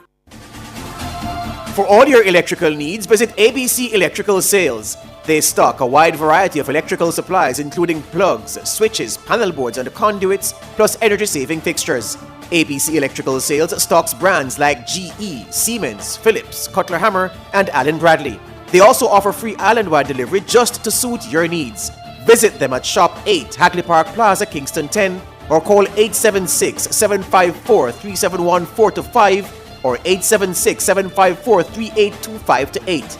ABC Electrical Sales for a better choice in the electrical business.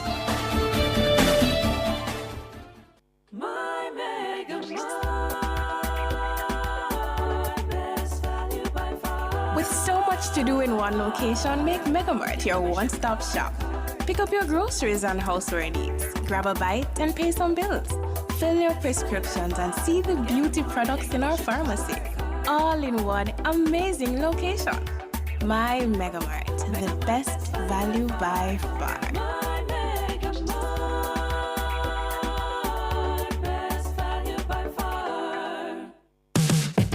Enjoy the festive season, all hope and good cheer. Smile at the memories you made all year. And in the new year, Sagicor will be there. We'll be your friend, we'll be your guide to help you succeed. Protect your family, be the best you can be. Sagicor by your side. Rule the road with ATL Automotive and CIBC Caribbean. From now until January 31, 2025, a brand new Honda, BYD, Audi, Volkswagen, or Kia could be yours. Enjoy an 8.25% interest rate, 100% financing, 10 years to repay, up to 100% off processing fees, and 0% interest on an easy cover loan for your insurance. Plus, with the online CIBC loan store, you can fast track your loan application. Visit atlautomotive.com now so you can rule the road.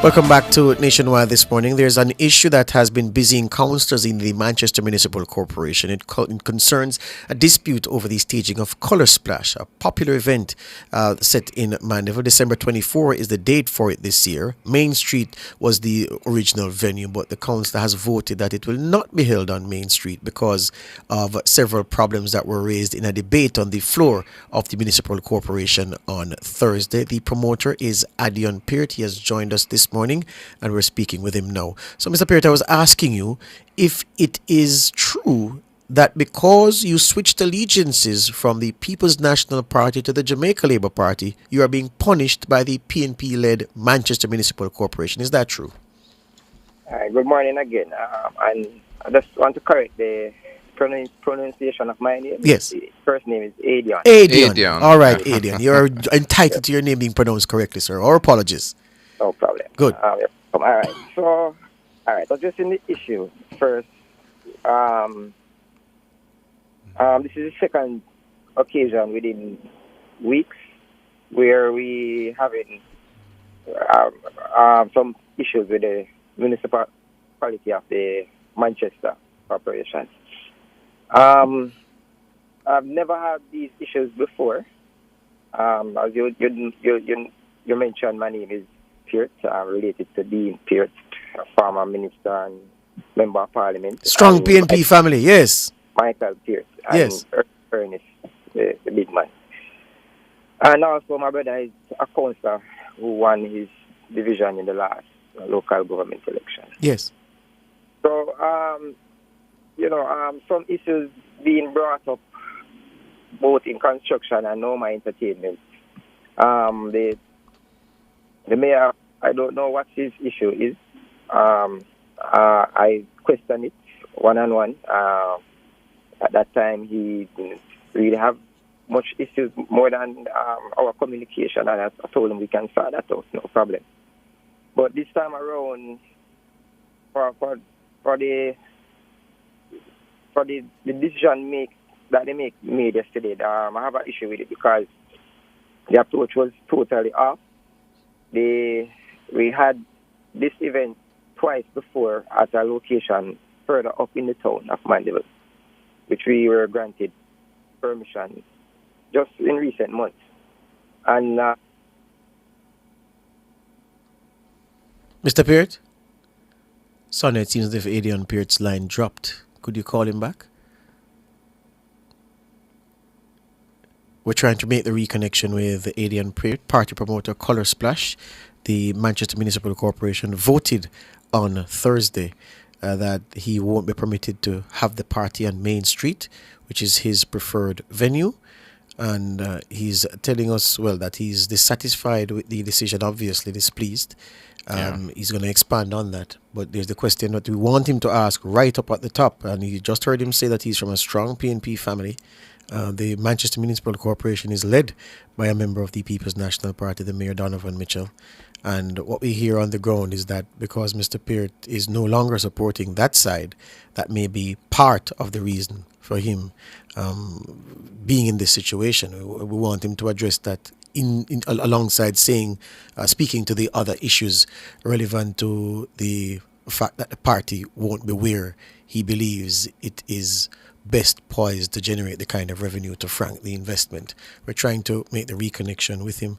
And it would be sad if that was the case, Sandre. Yeah. Money knows no political side. Yeah, and I find it quite unfortunate, actually, if that is the case. We're not sure, but if that comes out as the reasoning for this decision making, then I'm finding it very questionable, especially of the leadership in Manchester. Oh, okay. So I find it very questionable of the leadership in Manchester if that were the case, because then you would think about the future implications of a decision like that. Yes. And if other individuals have meaningful business or opportunities that can impact the lives of individuals. Thinking about it, George, for many persons who don't factor in what a event like that, whether it's a party, whether it's a stage show, you think about the economic opportunity of those things. You think about the people being hired. You think about the revenue being generated. You think about the social gathering, that essence of it that you're allowing the people to have, and then you think about the entire influx from the event, and as well, the municipal corporation gets their due when the space is either rented or whatever else they have to pay to attendant the municipal fees, corporation. yes. So when you consider all of those things, if it's a case, right, based on what the minority leader would have said in his presentation, it was a case that another event was held closer, up right around the road from, which would still be the arguments, he's saying, the arguments against the event wouldn't be as strong, because the municipal corporation recently would have passed another event which was in very close proximity to the hospital, and it wasn't so much of an issue. So if that's the case, it's really questionable. It doesn't look good, and it makes a lot of people who are in the business community who would want to invest in certain areas where questionable to say, it's the case where if I'm going to pump money into the economy, that a political leader can just be upset for one reason or another and just block it and give reasons for it. We're trying to get him back. We're trying to get reconnect with Adrian Peart. We are unable to do so. The call goes straight to voicemail. Our producer says, see if you can get Mayor Mitchell on the phone. Can you? The thing is this, though. We want just to put that to bed. So if he says yes or no, and then we move on. But that's an important question to answer. Beyond that, though, the Manchester Municipal Corporation may say, well, look, the fact that we approved an event in closer proximity to the Mandeville Hospital, which appears to be at the center of the dispute, the noise and everything to the hospital. Of course, there are laws governing how much noise can be within proximity to a hospital, right? They may say, well, look, it was a smaller event that we approved. The scope of Color Splash, because if you're submitting plans to get a permit, you have to say how many people you estimate, what the traffic flow is, and so forth. So, if for argument's sake, Color Splash is expecting 3-5 times the foot traffic that the other approved events are expecting. In terms of the cars that will transport people into the space, significantly more vehicular traffic, that could be a consideration. I understand that Adian Peart is back with us. Morning again. Yes, morning again. Yeah, man. Sorry. Adian, listen, I want you to go into the details of why you think the decision is unfair, but I want you to just put to bed that very important question so we can move on, because that's what we've been hearing on the ground from our people in that part of the land. Is this because of politics? Yes or no? Yes, I think it is. So, you want to go into details? Yes, we have the time to speak, man. Reason with us. Okay. Well, I don't know where I got cut off a short while ago, but I was mentioning about another issue where a couple of weeks ago I constructed a building in Christiana to host a franchise, a popular franchise. And that building, we were constructing that building over 3 years. And then when we started, the department, the Manchester Parish Council at the time was called, I think, with the mayor. He was there on site, several other persons, and me and my partner. We were on site, they did a visit through the foundations. You know how building construction goes. You have to do inspections. That's the Parish Council. They have to do inspections at various times of the construction process. Yes. So, all in all, if you look on what I did with the construction process and the entertainment, and at the time where the council having issues, and at the time when I made my political decision, I would have to say it is because of that. Because there's no way I could complete a building and have it to be opening within hours, and you come and put a stop order on it, and it don't raise its concern. And then there's no way I'm going to have a big event, the main event of the parish, that over 28 times in 10 years we have this event. It's the most organized event. We have over 60 to 70 police and security personnel working inside and outside of the venue and in the surrounding of the parish to keep it safe. Because there are a lot of youths that come to that event that are 18 and older. Right? So, to answer your question, what I saw yesterday, funny enough, in the council, which a lot of those councillors I have contributed financially towards the aspirations of becoming a councillor. So, and those hands that I went up yesterday. I have to laugh of the situation, but what I'm saying, I'm really surprised to see, because Omar Miller, the councillor for Craighead Division, and I think he putting up himself to become the candidate for Northeast Manchester.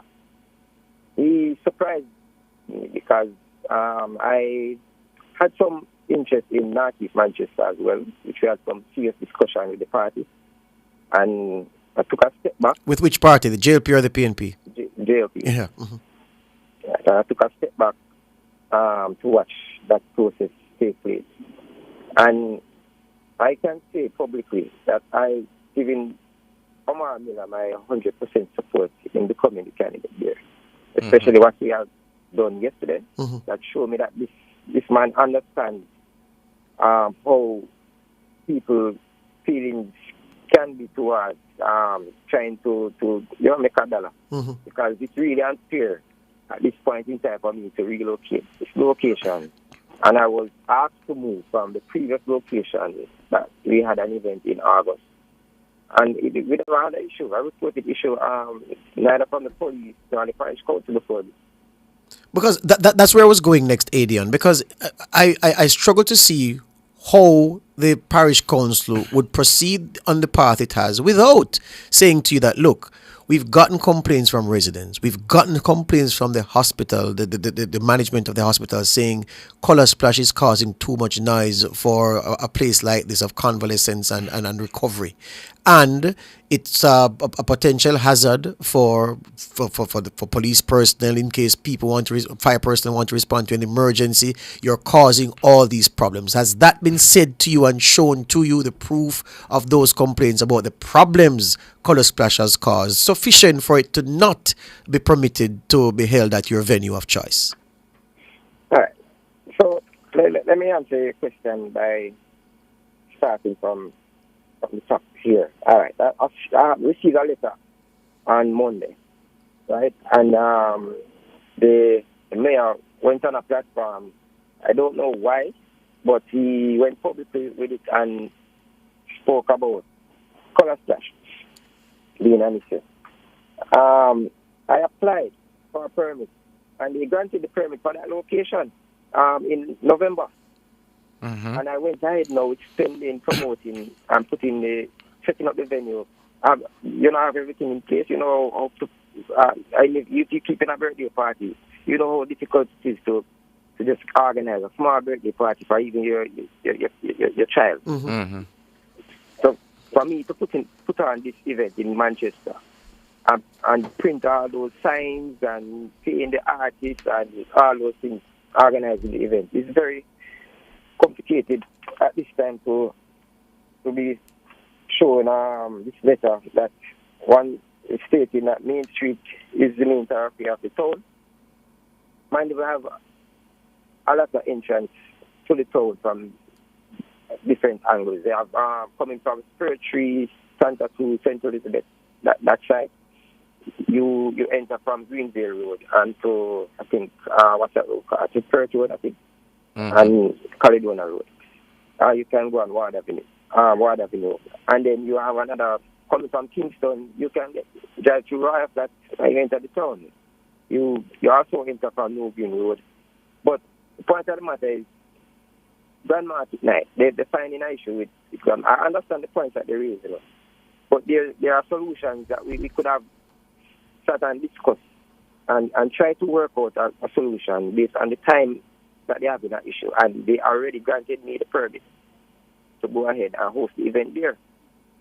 I sat and met with the superintendent of police, and we had a discussion, and we discussed how we would control the traffic management on that night. We have one of the most structured and organized systems for hosting events in that side of the country. And we have done it 28 times in 10 years. We never had any reported incident or matter. Where will the people park though, Adian, for Color Splash? If Color Splash were to go ahead on Grand Market night of all nights on Main Street, where would your patrons park? All right. The property is over 2 acres. We plan to use at least half of the property because it's so large that we can use it. So we have an acre there. Then you have Links Federal Road next door, which we are good friends. We had a discussion and they gave us 4 acres just right around the corner. 4 acres of property, which I'll send my equipment there to just clear the area because, vegetation is on it. It was abandoned for a while, but I can clear it. So I got permission to use that 4 acres. So 4 acres of land can hold maybe 1,000 vehicles or up to 1,000. There's a lot of space. So we have that. We also, my family, the Peart family, they own a lot of properties in the surrounding, in the commercial space, which I can seek permission to have some other additional parking for that night. So parking is covered then? Right. We have a point. We have another issue here. Yes. The letter. Anything from the hospital? Anything in writing that the hospital has complained? Yes, the hospital is another point. Yes, I want you to get to that. Yes. My issue with the hospital now, the hospital is the Noise Abatement Act. I think it states the noise. I think 100 feet is the minimum that you should play music. But the hospital, I see the parish council approve an event up to Sunday, past Sunday, right on their grounds. That's actually on the grounds of the Hargreaves, basically on the grounds of the Hargreaves Hospital. But Adrian, you sure you want to compare? You sure you want to compare that to Color Splash? Because from what I've heard, Color Splash, I know Lily event, sir, a big event. So you sure you want to compare it to something that I'm sure is smaller than it? Why I'm sure I want to compare it? Yes. Because it's similar sound systems. The music is nice. We're talking about now. Yeah. So even though you have a big crowd, the system that will be played and the noise is a similar size sound system, and the decibels that will be used is around the same, because we project the music just to comfort the surrounding. Yes. So we don't have to play the music. We only turn on the music at 9 o'clock in the night, and we finish around 3-4 o'clock. So I don't think it's far away from any public facility that would be a kind of disturbance. Hold it there for us, Adrian. We have to take another break and come right back. Speaking with Adrian Peart, the promoter of Color Splash, now trying to reconcile with this decision of the Manchester Municipal Corporation to not permit him to host the event on Main Street on Grand Market Night.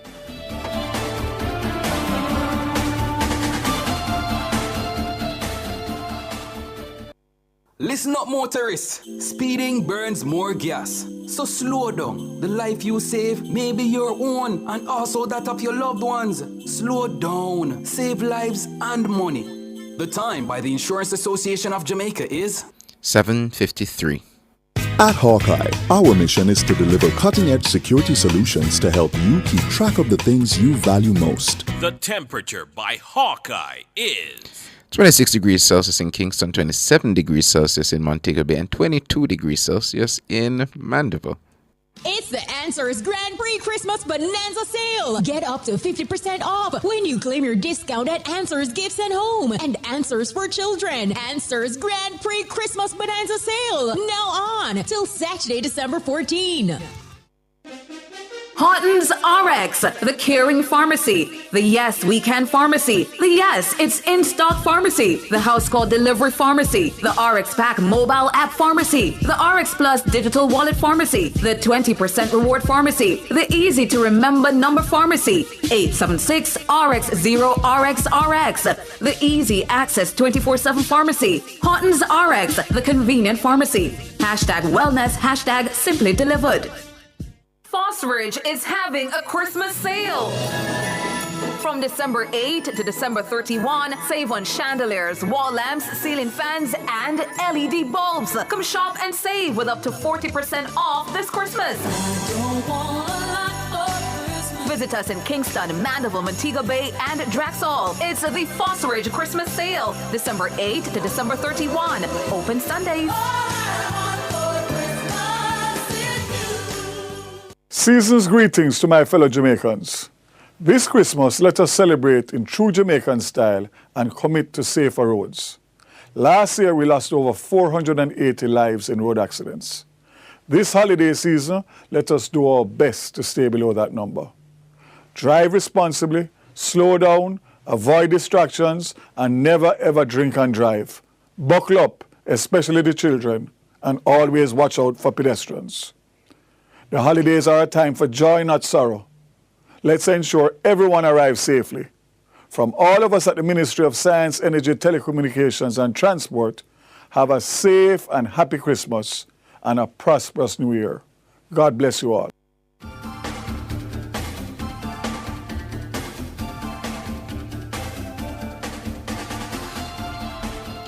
All right, we're back with you, and we're still talking about that situation in Manchester where the municipal corporation have revoked the permit for Color Splash, and we have Adian Peart, of course, the promoter, and we were just talking about the hospital issue. And since as we're almost near our 8 o'clock break, I wanted to find out from you, Adian, how do you plan to work with the municipal corporation to find an alternative solution now? Because you've noted the issues, they have noted their issues, but we really want to understand what the alternatives are, and is there any way, understanding the resources you've already placed into the event, is there any way it still can be pulled off, probably at another location in another way? I don't know.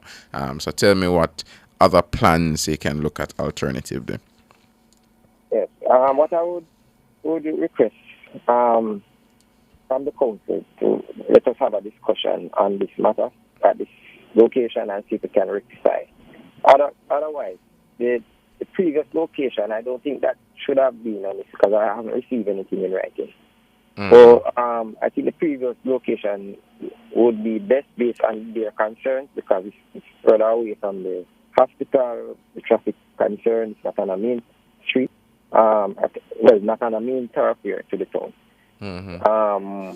And what else is there? They said the parking issue is on Grand Market. I can get access to over Manchester High School. I had discussion with the principal there yesterday. So I would love to have a discussion with even the mayor himself and see if we can rectify it because it benefits the public big time, and even the parish council benefits because they charge me a fee and they haven't refunded that fee. And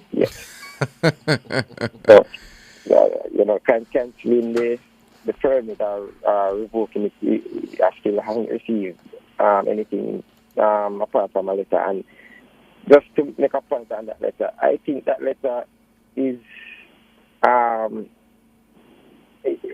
it was constructed in a way like I haven't received anything from the parish council to go ahead.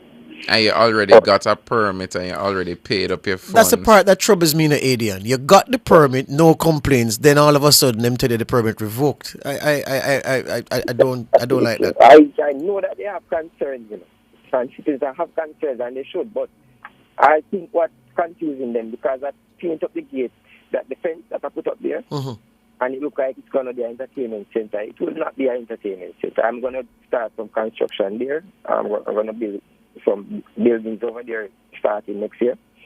So I just want to clear the air with that. It's not an entertainment center. It's just for this one 6-hour event. Yes. And one more critical point. The event is in the night. It's not in the day, so the traffic concerns. By the time the event starts, majority of the citizens would be at home, or that's who don't go to party. They will be at home at that time, or they should have finished looking after the business, even though it's Grand Market night. Party is cool. Yeah. Well, Adian, what I'd suggest to you is that today is December 13. I mean, for these things, people think that 11 days is a lot of time when planning events. It's not. You may need to secure a venue. You said you've been in discussions with the principal at Manchester High, Mr. Jasford Gabriel. Yeah, Mr. Gabriel. You might need to get the principal to give you something in writing. Send it with your new application for a new venue. And crack on, because I think Main Street is dead based on what the council voted yesterday. They won't change their mind because they can't. They'd have to go vote again. So I think you need to find a new venue, man. That's a resolution that has been passed. I appeal it to the central letter to the minister of local government. Yes. Who are waiting his response. Yes. And yes, we want to assure the patrons that the event will go on. We will find out answers by the end of the day today. At its best, Color Splash attracts how many people, Adian? There's around maybe 5,000 to 6,000 patrons. Yeah, and not just from Central Jamaica. People from town come to, right? All the people even book their tickets. They arrive here in the island already. Okay. Yeah, you have a lot riding on it. Listen, we wish you all the best. And about when do you expect the local government ministry to respond to you? I hope they respond before the end of the day today. So I'll make some calls and try to reach out. All right. All then. right. All the best to you, and we look ahead to how our Color Splash will be held this year. You say it's a definite that it will go on. You just don't know where yet.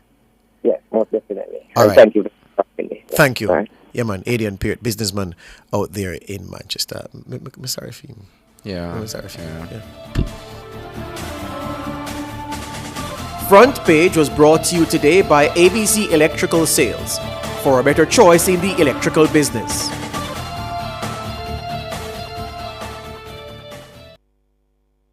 JCAP, respect the music, respect the creators, play by the rules. The time by JCAP is 8:01. Success, powered by learning. The Temperature, brought to you by Sandals Corporate University. Come grow with us, is 26 degrees Celsius in Kingston, 27 degrees Celsius in Montego Bay, 22 degrees Celsius down in Mandeville. From the mountainside to seaside, countryside to townside, inside and outside, it's across Jamaica this morning.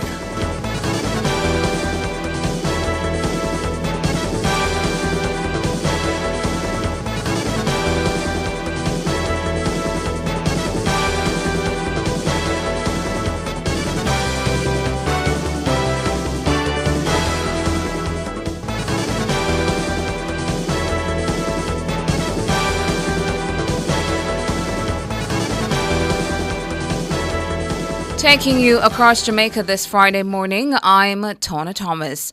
Two men who engaged the police in a shootout during an operation in the St. Catherine North Division have been fatally shot. The incident occurred sometime Friday morning during an ongoing police military operation. Nationwide understands that at least one firearm and several rounds of ammunition have been seized. We'll have more details in subsequent newscasts. A man was shot and injured during a confrontation with the police on Belvedere Road, Red Hills, St. Andrew on Wednesday, December 11 at about 4:45 p.m. A .38 revolver loaded with 3 rounds was seized during the incident. The matter has been reported to the Independent Commission of Investigations Indicom and the Inspectorate of Professional Standards and Oversight Bureau IPROBE.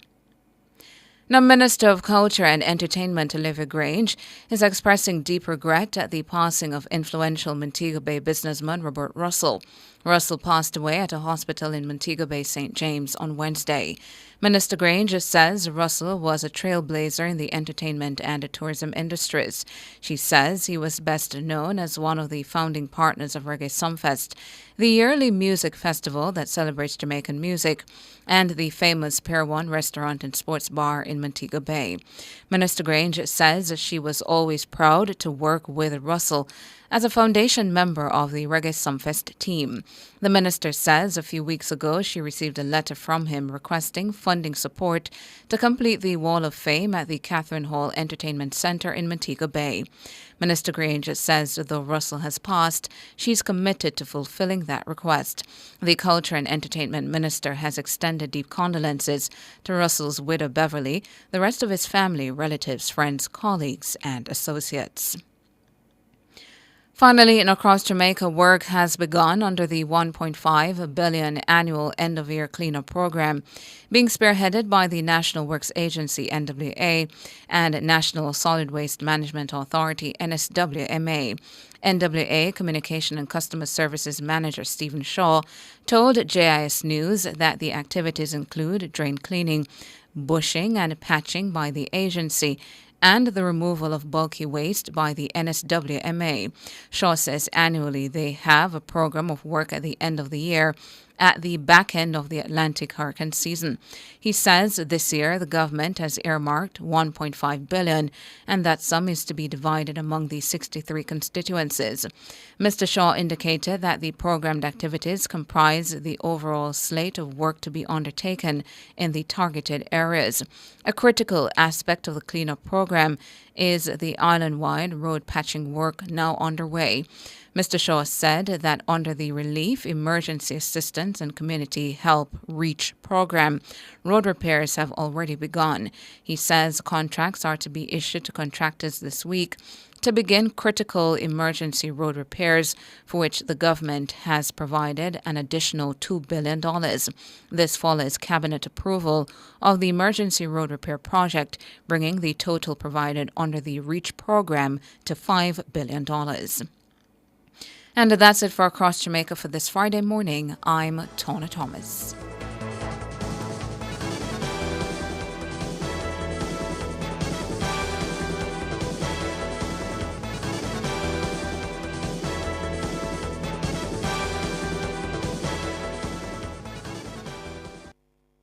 Unique Living's new arrivals are here. Revamp your space with sleek, fixed and sliding show panels, shower systems and faucets, stylish vanities, basins and kitchen sinks, closet and storage solutions, hanging aids and more. Available in different finishes and sizes to match your style. Visit them today and transform your space at shop number 630 Dunrobin Avenue, Kingston 10. Call 876-755-3661 or visit their website at uniquelivingja.com to shop.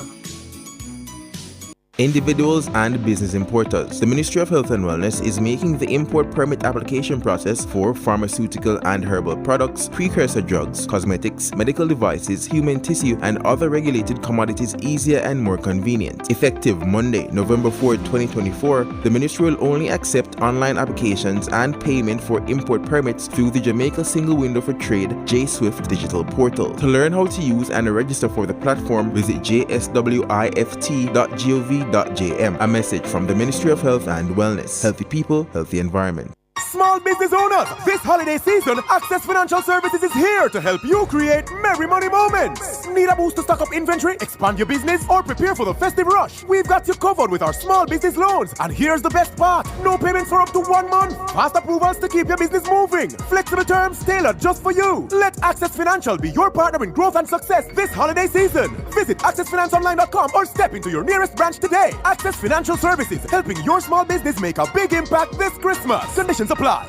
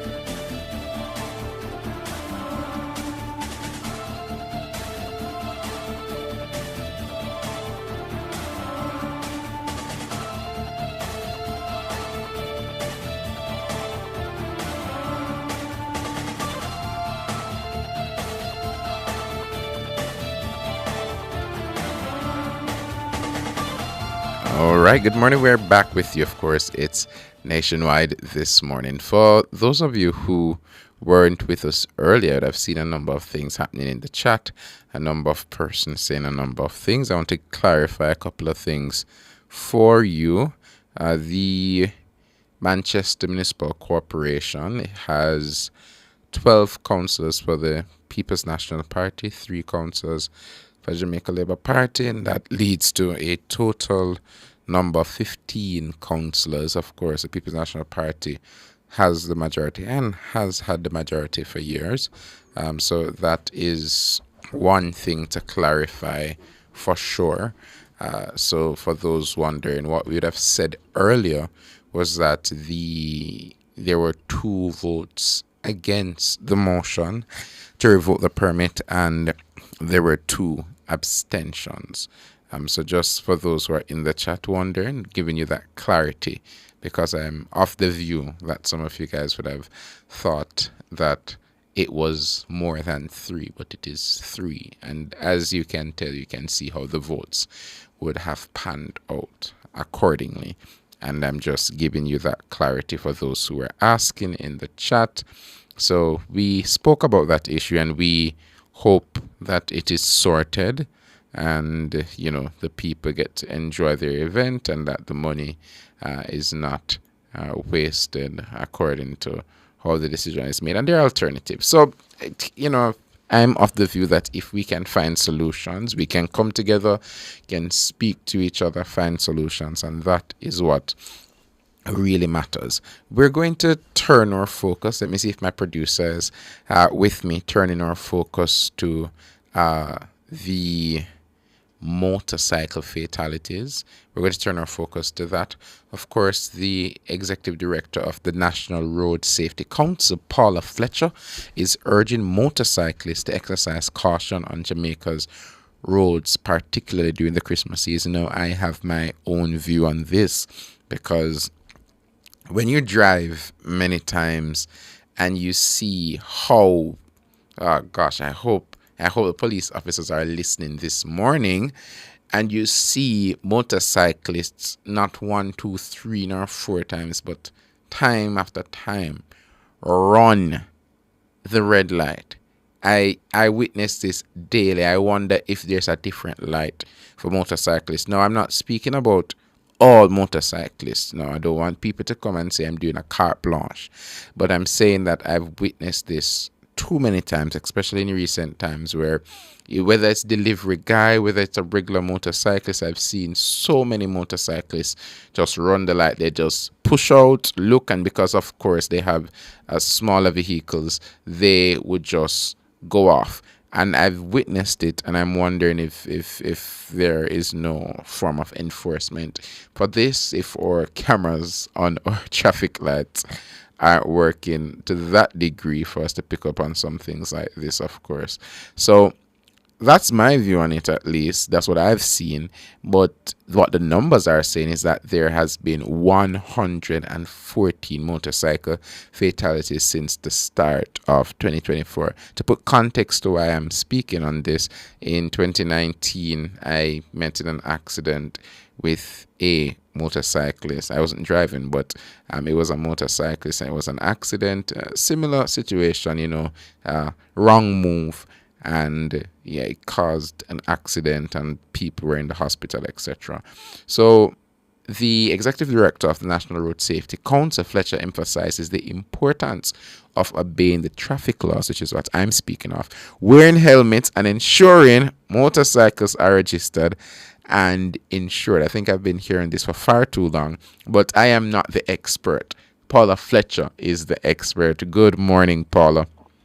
Good morning to you and to your listeners. It's great having you here this morning. I know my listeners will have a keen interest in this topic, and 114 is the number so far. So, right. I speak about this because I think I have a little bit of a passion for road safety in Jamaica, and that's on the premise that recently, about a week ago, I was driving and I saw a bunch of delivery bikes, at a particular road in the St. Andrew area. And they all stopped. Why? There was a delivery man that I'm pretty sure broke one of the same traffic laws that we're going to discuss.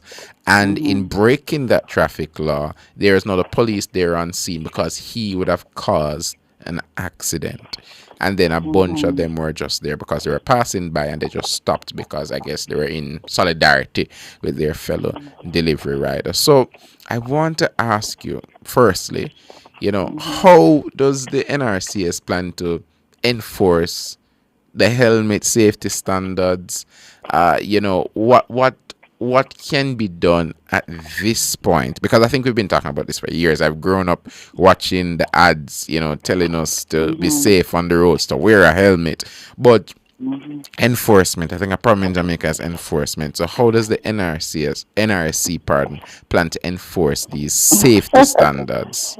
Well, we're not enforcers. That's the first thing. Oh, wow. Yes, it's a council. You're right. We were very involved with the passing of the mandatory use of safety device law, the amendment to the Road Traffic Act. So that is how we execute our mandate for ensuring that whatever is necessary to be in place for safety, that we have it on the national agenda for action.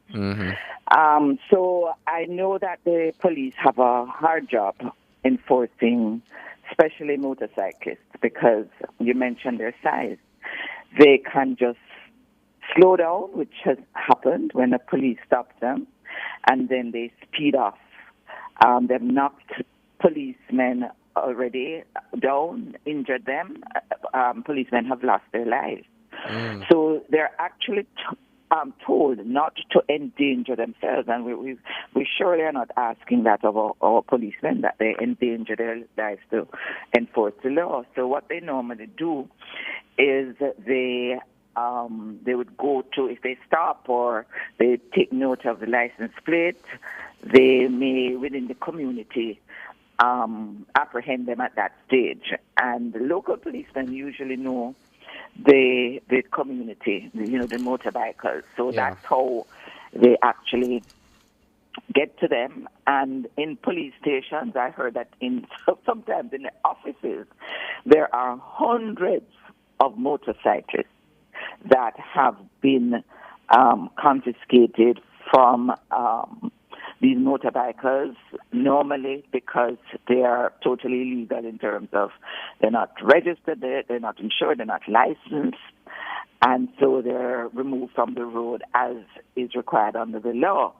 But these bikers don't come back for these cyclists, those motorcycles. They go and buy another one, because remember, it is very affordable. These smaller Yang and the other brands that they have.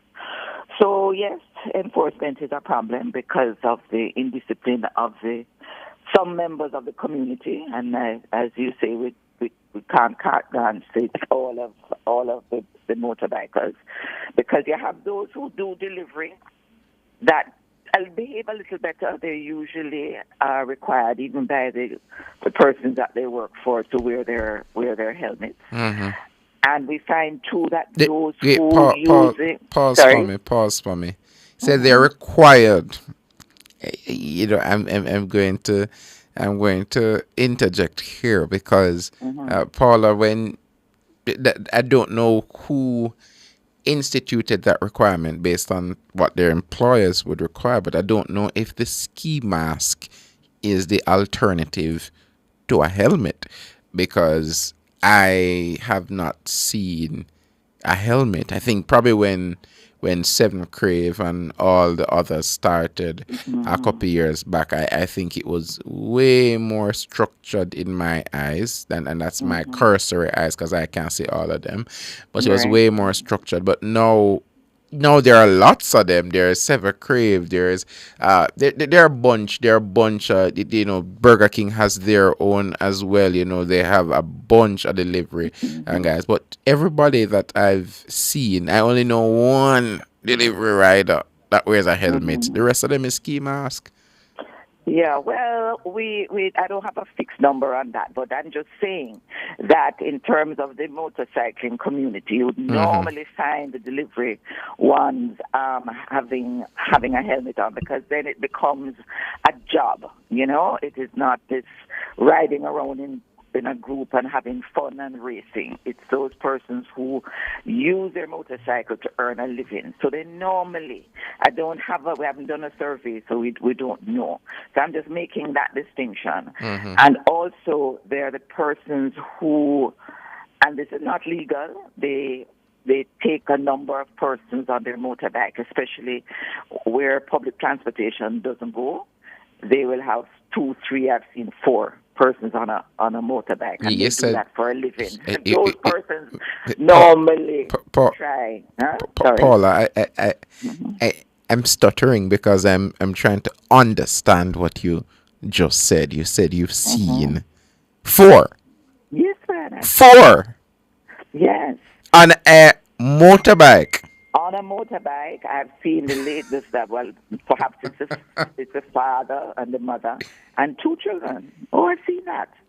And especially in the West where, motorbikers are prevalent. I mean, because that's where we're having most of the fatalities in the West, particularly Westmoreland, Hanover, St. Elizabeth, Trelawney. That's a biking mecca of Jamaica, and most of them operate illegally. But those who do it to earn a living, because they want to return the next day to earn a dollar, they will sort of make an effort. So it's these groupies that we have who are yang-yanging all over the place. I mean, it's been unheard of prior to recent head-on collisions with motorbikers. Back in the day, 5-10 years ago, we never used to have that. We're seeing that happening in some instances. So there's a lot of work happening to reach this group. There's a National Helmet Coalition that is doing a lot of outreach work and working with actual communities on the ground to preach the gospel of helmet use. And prior to that, I spearheaded a group of persons where we did a lot of training in the West. We trained over 500 motorcyclists, handing out 900 and something helmets that we got donated from the FIA. And it's double almost the persons, because initially we handed out helmets for the pillion as well. So we're focused there, because 30% of the fatalities are motorbikers. So we're focused there quite a bit. Question then, the 114 that we're at now, is that higher or lower than last year's number? It is trending down. I think we have about 14 less than last year. So thankfully it is trending down generally, and it actually reflects the downward trend that we're seeing in the actual statistics. Well, because today it is 346 compared with last year 405, a 15% decrease. Well, I just want it to keep going down. I really believe, having experienced other jurisdictions and other roads, internationally, I think this is a problem Jamaica really can fix if we really have the will of enforcement. But I know you said that's not your jurisdiction. But what I want to get from you, though, is your advice on how pedestrians and also other road users can aid in the avoidance or the reduction in the number of accidents that involve motorcyclists. A lot of people may not agree with that questioning, but I think it's very important as well for that understanding. Why I put that question to you? If you're a driver, rider, you use the road with a vehicle, we have a perennial crossing problem at any point in the road with pedestrians, and I can't say I wasn't guilty of that at some point, but I say that's a problem we also have in Jamaica. So how can pedestrians and other road users contribute to that reduction in the number of accidents involving motorcyclists? Well, you use the word accident, but really if a decision, we take a decision to behave in a particular way, there's nothing really accidental about it, which is why we use the word crashes. We don't say it's not accidental. I get crash. you. It's not accidental at all. And the pedestrians usually are 30% or so of the stats, but they're now factoring in at 18%. But even then, it all boils down to, you ask the question, how can we, it is a matter of a personal choice, a personal decision, which is why this whole business of road crashes it's a lifestyle matter. Just as HIV or any other disease where it's your choice. It's a decision that you make. We can make better decisions because the thing about it is that we know oftentimes when we're doing the wrong thing. Pedestrians know. I mean, even from primary school, the police have a program in schools over the years, right? You walk in single file. You use pedestrian crossings where they're available. Now, we acknowledge that it's not everywhere that should have a crossing has one, right? But we should try to find a safe place on a length of roadway where we look to the right and we look to the left, and we can see clearly on either side the movement of the traffic, and you only cross when the way is clear. So you have to determine where it's safe to cross the road, and it may not be directly opposite where you want to go. You might have to walk, a little further to be able to determine that you have a clear view on either side. Yeah, so... the clothing. So, yeah. Right, the clothing, no dark clothing at night because you just blend in with the night. Mm-hmm. This matter of walking on the roads, have you seen people, the ear plugged, listening to music or watching videos? I saw the very sad accident this year, but my producer... Crash. Saying crash. The crash, sorry. Yes. You're teaching the lingo. So my producer is saying I have to go now, but Paula, what I want to take away from this, and I hope you can underscore in 10 seconds about personal responsibility. I'm giving you 10 seconds to talk to my listeners, please. Yes, so we're appealing to Jamaica. We need to have safer roads. Mm-hmm. It all boils down to the decisions that we take. Obey the traffic signs and signals, wear your seatbelt, be helmeted, get a good helmet, those of us who ride motorcycles. And the big thing for the season, there's going to be a lot of drinking and partying. Mm-hmm. Get a designated driver. If you're going out and you're going to party, nobody can tell you not to drink. But what we're telling you is do not drink and drive. Petrol and alcohol is a terrible mix. So in a couple of seconds, those are some of the things that I think we should take on board and be responsible. A new year is coming up, all the possibilities that can happen in life. And not all people die. I keep saying that. Some of us are injured, sometimes with lifelong injuries. So let us make better decisions, obey the rules of the road. All right. Thank you so much. And that is indeed Paula Fletcher. That's the Executive Director of the National Road Safety Council. So no, listeners, she's not the enforcer, but what she has been doing has been working hard to get the information out, get supplies to, she spoke about helmets, etc. So she's aiding in this cause of reducing the amount of crashes we have on our roads. Thank you, Paula.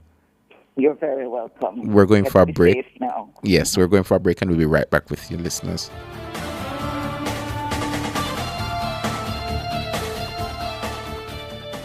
You're listening to Nationwide 90 FM. The time is 8:28. Fontana Pharmacy has a wide variety of items from pharmaceuticals, household, cosmetics, toys, and more. The temperature by Fontana Pharmacy, it's all good inside, is 28 degrees Celsius in Kingston, 27 degrees Celsius out in Montego Bay, and 23 degrees Celsius down in Mandeville. Go on. Oh, I get so much pain from. I know, sir. Sure, when you have stretch a dollar for the Christmas, you want to know the money when me give them and look on the amount of paint that me get. Stretch your dollar at Sherwin-Williams this Christmas with 18% off select decorative paint from November 25 to December 21. Sherwin-Williams, I get all of this from? You know, long more paint my house. This can't miss me. Hurry to any of our 23 stores island-wide. You don't want to miss this amazing offer. Conditions apply.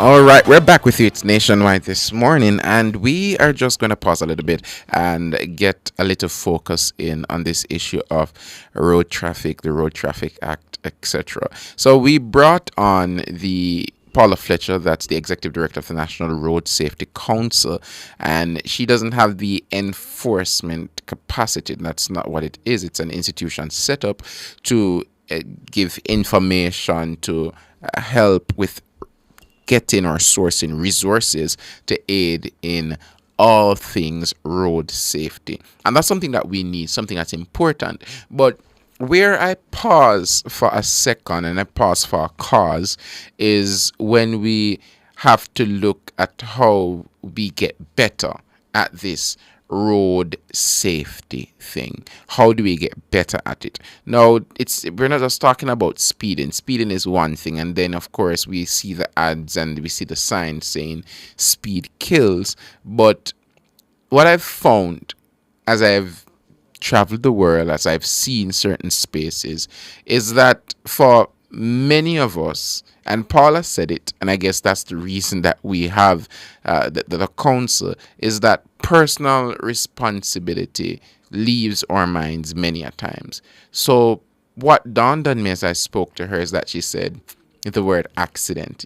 I need to stop using the word accident. And I accept and I submit that we'll continuously have crashes when sometimes you are out there on the road and you see the decision making of persons who are driving vehicles. I remember one moment when I was going up a hill, and you listeners might be shocked at what I'm about to say. Going up a hill, and the hill is windy. And could you believe me that a taxi driver, an operator that's not even supposed to be driving on the hill, he is trying to divert from the traffic. He tried to overtake me on the hill. And as I continued, because I couldn't slow down and I'm on the hill, as I continued and I pressed forward, guess what happened? There was another vehicle coming the opposite direction on the very hill. And my heart leaped in that moment. Why?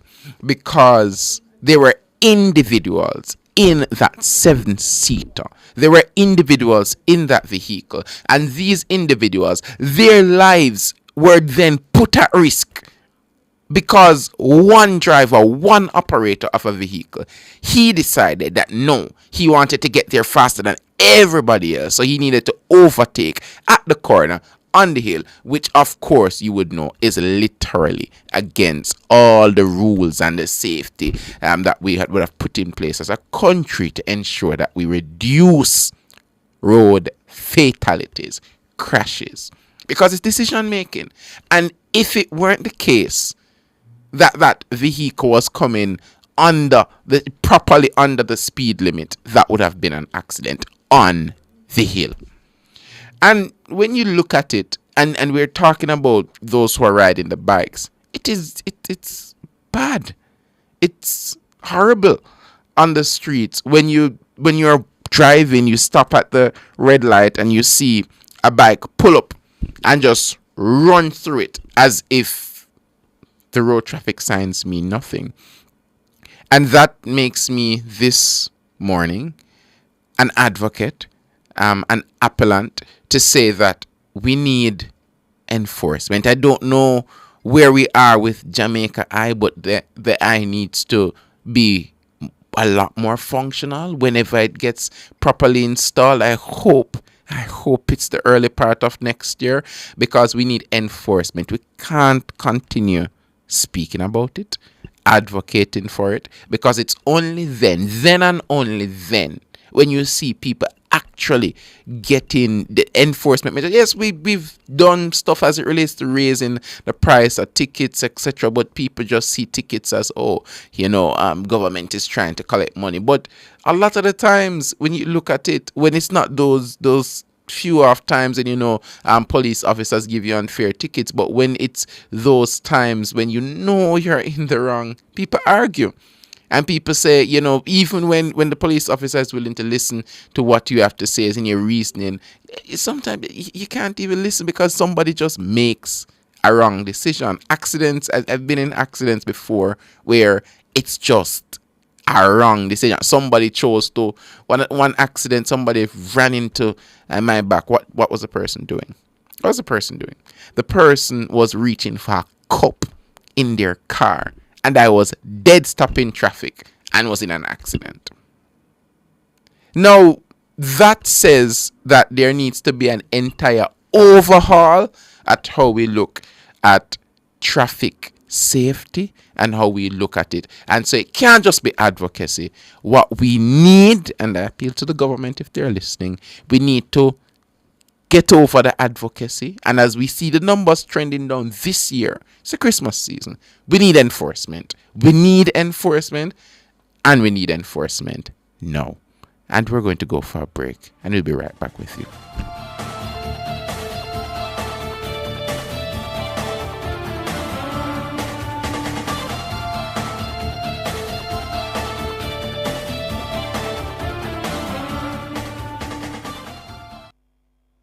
JPS and Partners Cooperative Credit Union offers financial solutions for every stage of your life. Savings, auto loans, mortgages, and more. The Time by JPS and Partners Cooperative Credit Union, your financial partner for life, is 8:36. You hear the news? AM Financial give them customers cash back for the Christmas. Cash back! You can get up to $15,000 with every loan disbursed at True. Plus, them increase them loan amount so you can get anything you want. And with every loan, you get a free gift. Free! Apply now at loansale.amfinancialja.com or WhatsApp 876-437-3982. Make sure you apply early. Promotion ends January 31st. Conditions apply.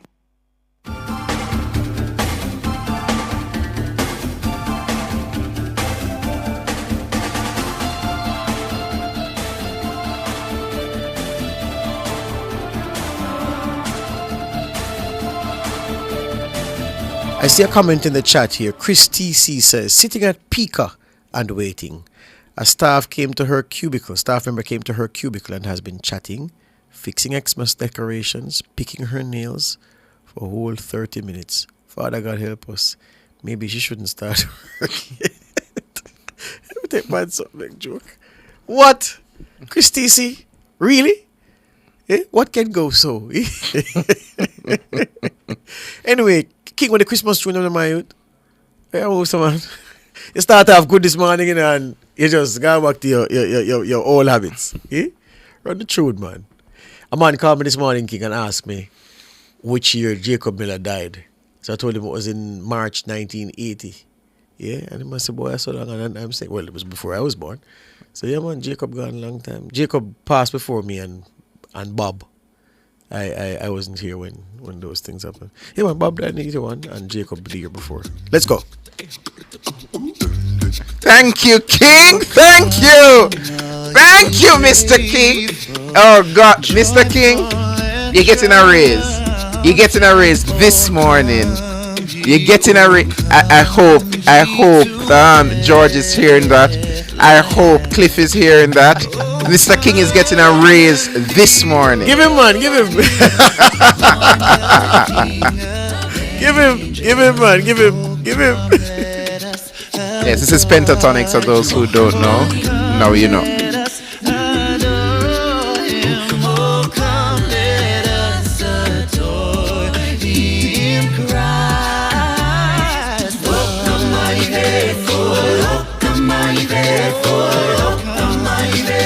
To Bethlehem, oh, come on, faithful, oh, come on, faithful, oh, come on, faithful to Bethlehem. Oh, sing choirs of angels, singing exultation. Oh, come, ye to Bethlehem. Oh,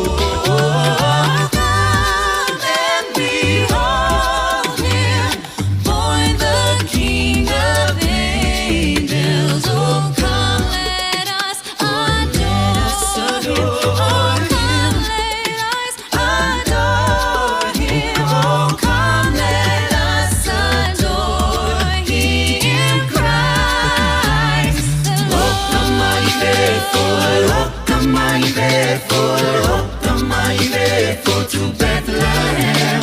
Oh, come on, faithful. Oh, come on, faithful. Oh, come on, faithful to Bethlehem. So you see, a rate I want this, Andre. Yeah. Man, forget raise for that. Them say, Chris Mullins said, don't put Cliff in this. And me forgive him the raise.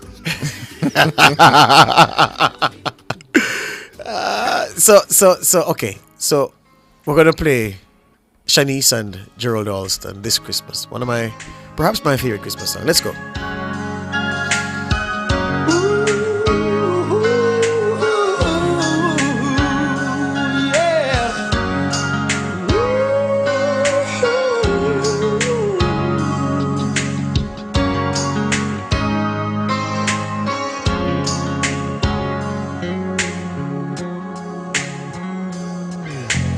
Ever since I was just a little girl, every Christmas morning I would pray when I opened my eyes.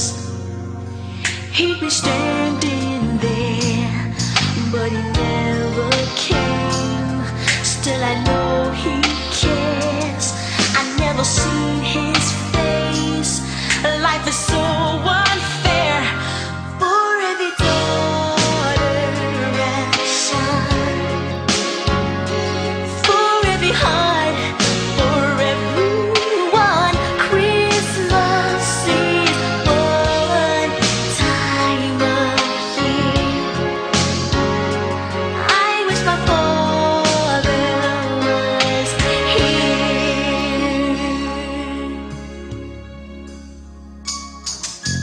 Christmas Day.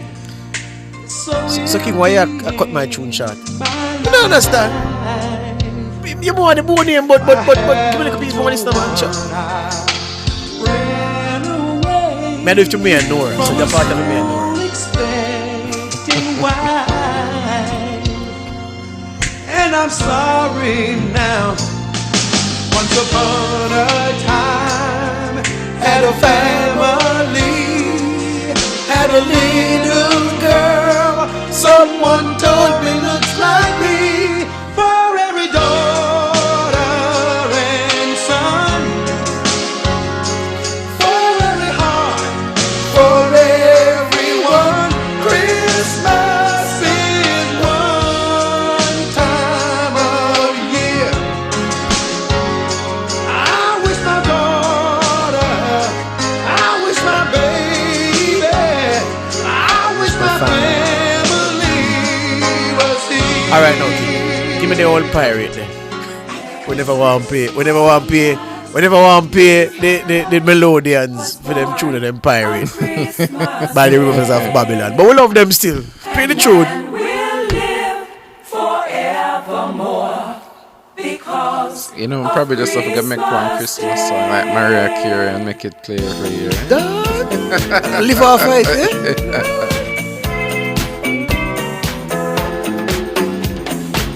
long time ago in Bethlehem, so the Holy Bible said, Mary's boy child, Jesus Christ, was born on Christmas Day. Hark now, hear the angels sing, a king was born today, and man will live forevermore because of Christmas Day. Mary's Listeners, Jermaine just give me one essay to justify this tune. So run the tune now, Mr. King. Me queer it. Yeah, I didn't sanction this one, but let's hear.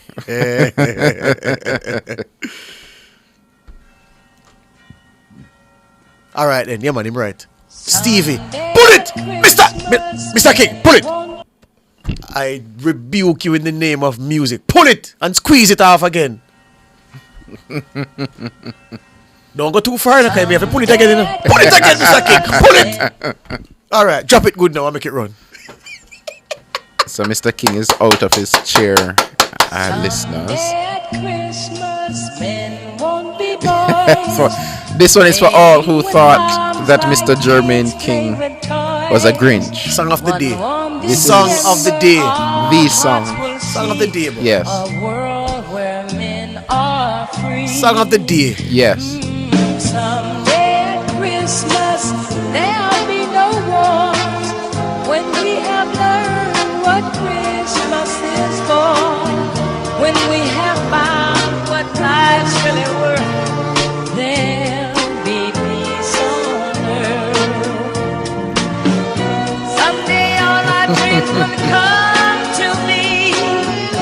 Jermaine, Chris Mullins is still not impressed. But Chris, you can't fight Jermaine, you know, this is the best of him. As it relates to this season, you know.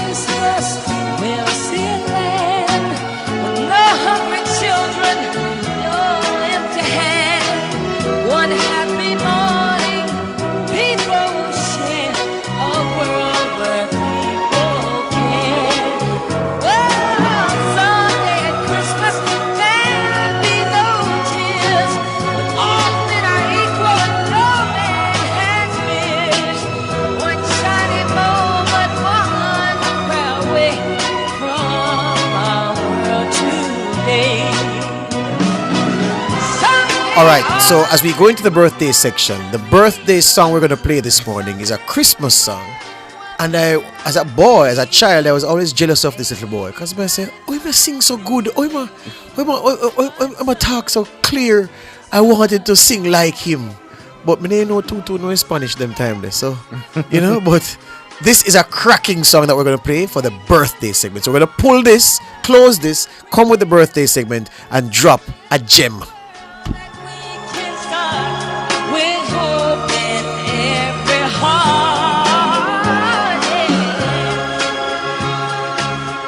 Make a plan to stay on top of your mortgage. Stick to it. Pay on time. The time by the NHD is 8:47. The Birthday Club is brought to you by Burger King, the best tasting burger under the sun.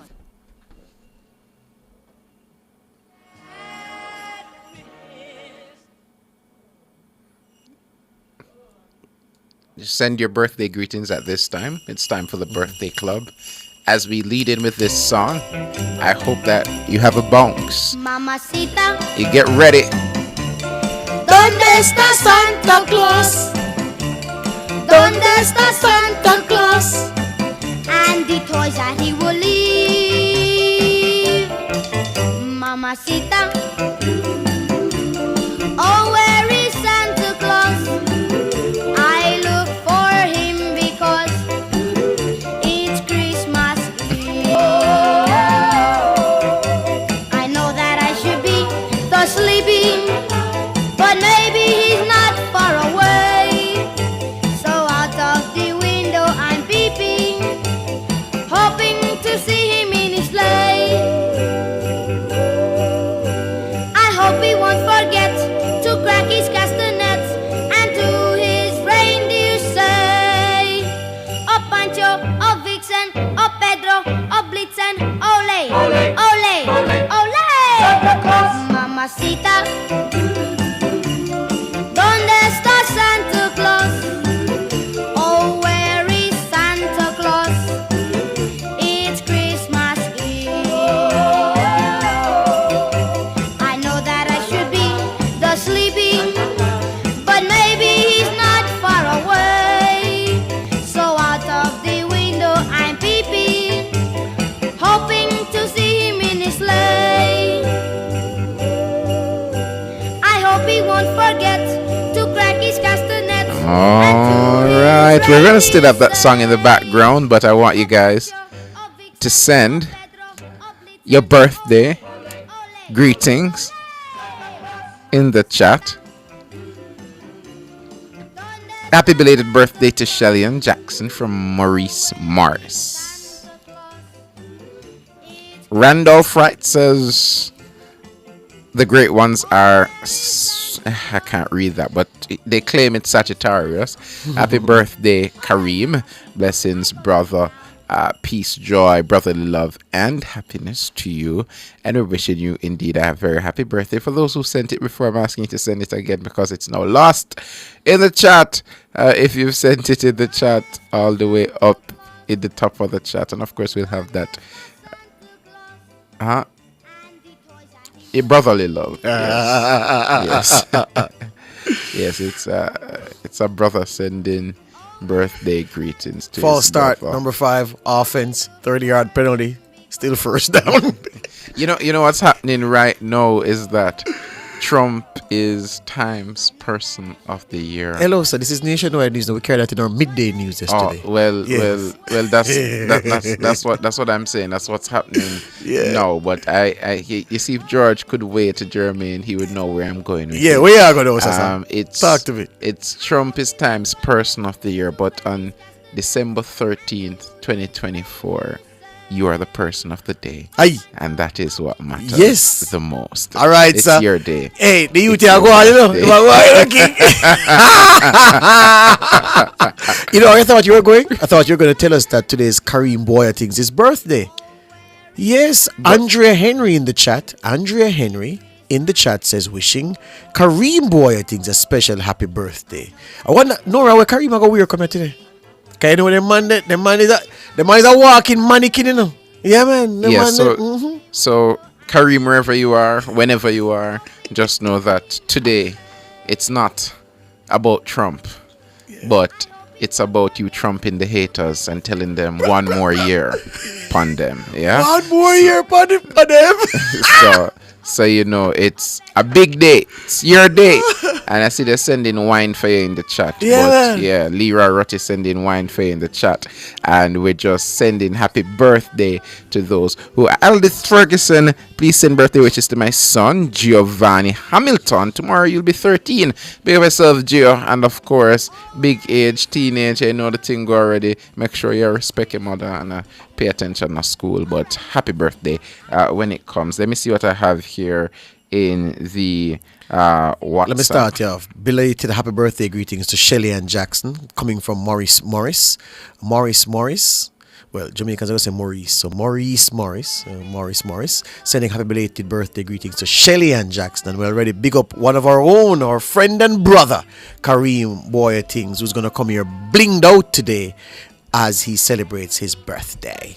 All right. I have Tanisha Graham, Cadian Winter, and Monique Simpson, our Facebook friends. Olivia Pay as well, wishing you a very happy birthday. Today is the 13th of December, and you can hear we're in the joyful spirit, and we're wishing you a very joyful and happy birthday. I'm not going to take the anniversary just yet. Corey B, Sandre says, Corey B says, George, today is my birthday. So, Corey B, happy birthday to you. Very happy birthday to you. You know, it is that day for you, and I hope that you have a lots of fun. Enjoy your day. Take some time, relax, cock up your foot, and you know, drink some of the sauce up leaf tea that my friend Chris was saying he's having. Sup the warm tea, Chris, sup it. Arlene Rowe again now, Sandra. She says, please send happy birthday blessings to Mr. Glenroy Josephs, one of my friends from Glenmuir High School. Bless up yourself, Glenn Josephs, coming from Arlene Rowe. I can just imagine the producer should record Kareem Boyating's coming to work from him reach out in the parking lot, because a pure fandangos them and they go just up in there today. Yeah? Today? I thought it was Monday. No, yeah, today. So who's doing today? Oh, Kareem! Oh, and him on camera today. Yes, because we have a car show in the parking lot today. Yes, I was told where I could and couldn't park. Yeah, man. Morning, so bling turn up today. Mm-hmm. So I have belated birthday greetings going out to Sasha Gay Gilzine from Auntie Joan, Brandon, and Kalia.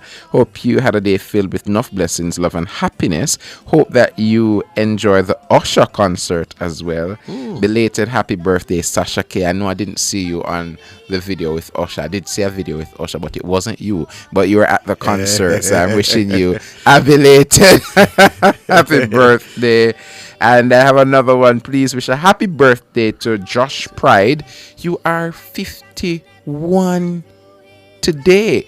You are now past half a century, and you're in 2024. So God has been good to you, and I'm wishing you a very happy birthday. The last thing I have in the chat, George, is anniversary wish. I think you may be best to do this one. No. Mm-hmm. So pre-anniversary greetings. So tomorrow is actually the day. Saturday, December 14th is the wedding anniversary of Lester Mike Henry, him of the famous Mike's Nyamburgers, that big store in Kingston back in the day. Yeah. And him of Member of Parliament for Central Clarendon since about 1980 or before. Mm-hmm. Yeah. And his lovely wife, Dawn. You didn't even talk about the man's publishing. LMH Publishing? Well, yes. Mr. Lester Mike Henry, LMH Publishing. Yes, it's synonymous with each other. So, yes, okay, yeah. yes, So it is right to name drop it, Sandra. Yes, man, good save. So, Lester Mike Henry and Dawn are celebrating their wedding anniversary on Saturday. And I let Lionel of the clan Richie speak to this love. The only thing that's right, my first love, your every breath that I take, your every step I make, and I want to share all my love with you. No one else will do. And your eyes, they tell me how much you care. Oh yes, you will always be Mike and Dawn. LMHD, LMDH, anyway you want to put it. Lester Mike and Dawn, happy anniversary when it comes on Saturday. Sanjay, let me say, what's your birthday, sir? Boy, it's only on this song that we can close our birthday segments because, we love you listeners and we appreciate your patronage day after day. And that is why it's the big show. It's the best show. It's Nationwide this morning. Thank you for your birthdays. If I missed any birthday, I am telling you happy birthday. And if I didn't get your name, I'll get it again. So don't worry. We're still here for you. So we're going to close out our birthdays. Happy birthday. And happy anniversary for those who you're celebrating it. To make sure you play this for your wife. All right? You understand? All right. Wrap it up.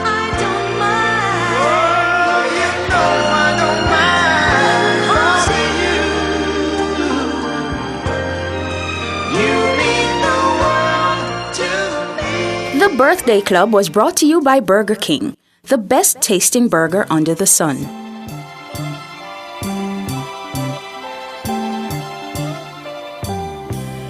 People making lists, buying special gifts, taking time to be kind to one and all. It's that time of year when good friends are dear, and you wish you could give more than just presents from a store. Why don't you give love on Christmas Day? Oh, even the man who has everything would be so happy if you would bring him love on Christmas Day. All right, it was indeed that show. It was a good show. Good morning. And of course, we're really grateful for just having you here with us, listeners. We want to thank all of you for joining us. Of course, we want to thank our producer, Sonia Stewart, working really hard. Of course, I think, if I'm not mistaken, Michelle will be back with us next week. So we thank you for your sterling service, Sonia. You have done a great, amazing job, really. And of course, we have the musical maestro being put in the Christmas spirit this morning. We ungrinched the Grinch in Jermaine, and that's, of course, he was ungrinched 2 years ago. All right, so 2 years, 3 months, and 5 days. All right, so that's it. Jermaine Are the Brian McKnight song all over again? Yes. It's been 6 months, 8 days, 12 hours. But thank you, listeners. Thank you, listeners. I'm Sandra Roden. And I'm George. Good morning. You've just heard Nationwide this morning on Nationwide 90 FM. No greater gift and fair. Nationwide 90 FM. Your taxes hold the key. Did you know you can now pay for a police record using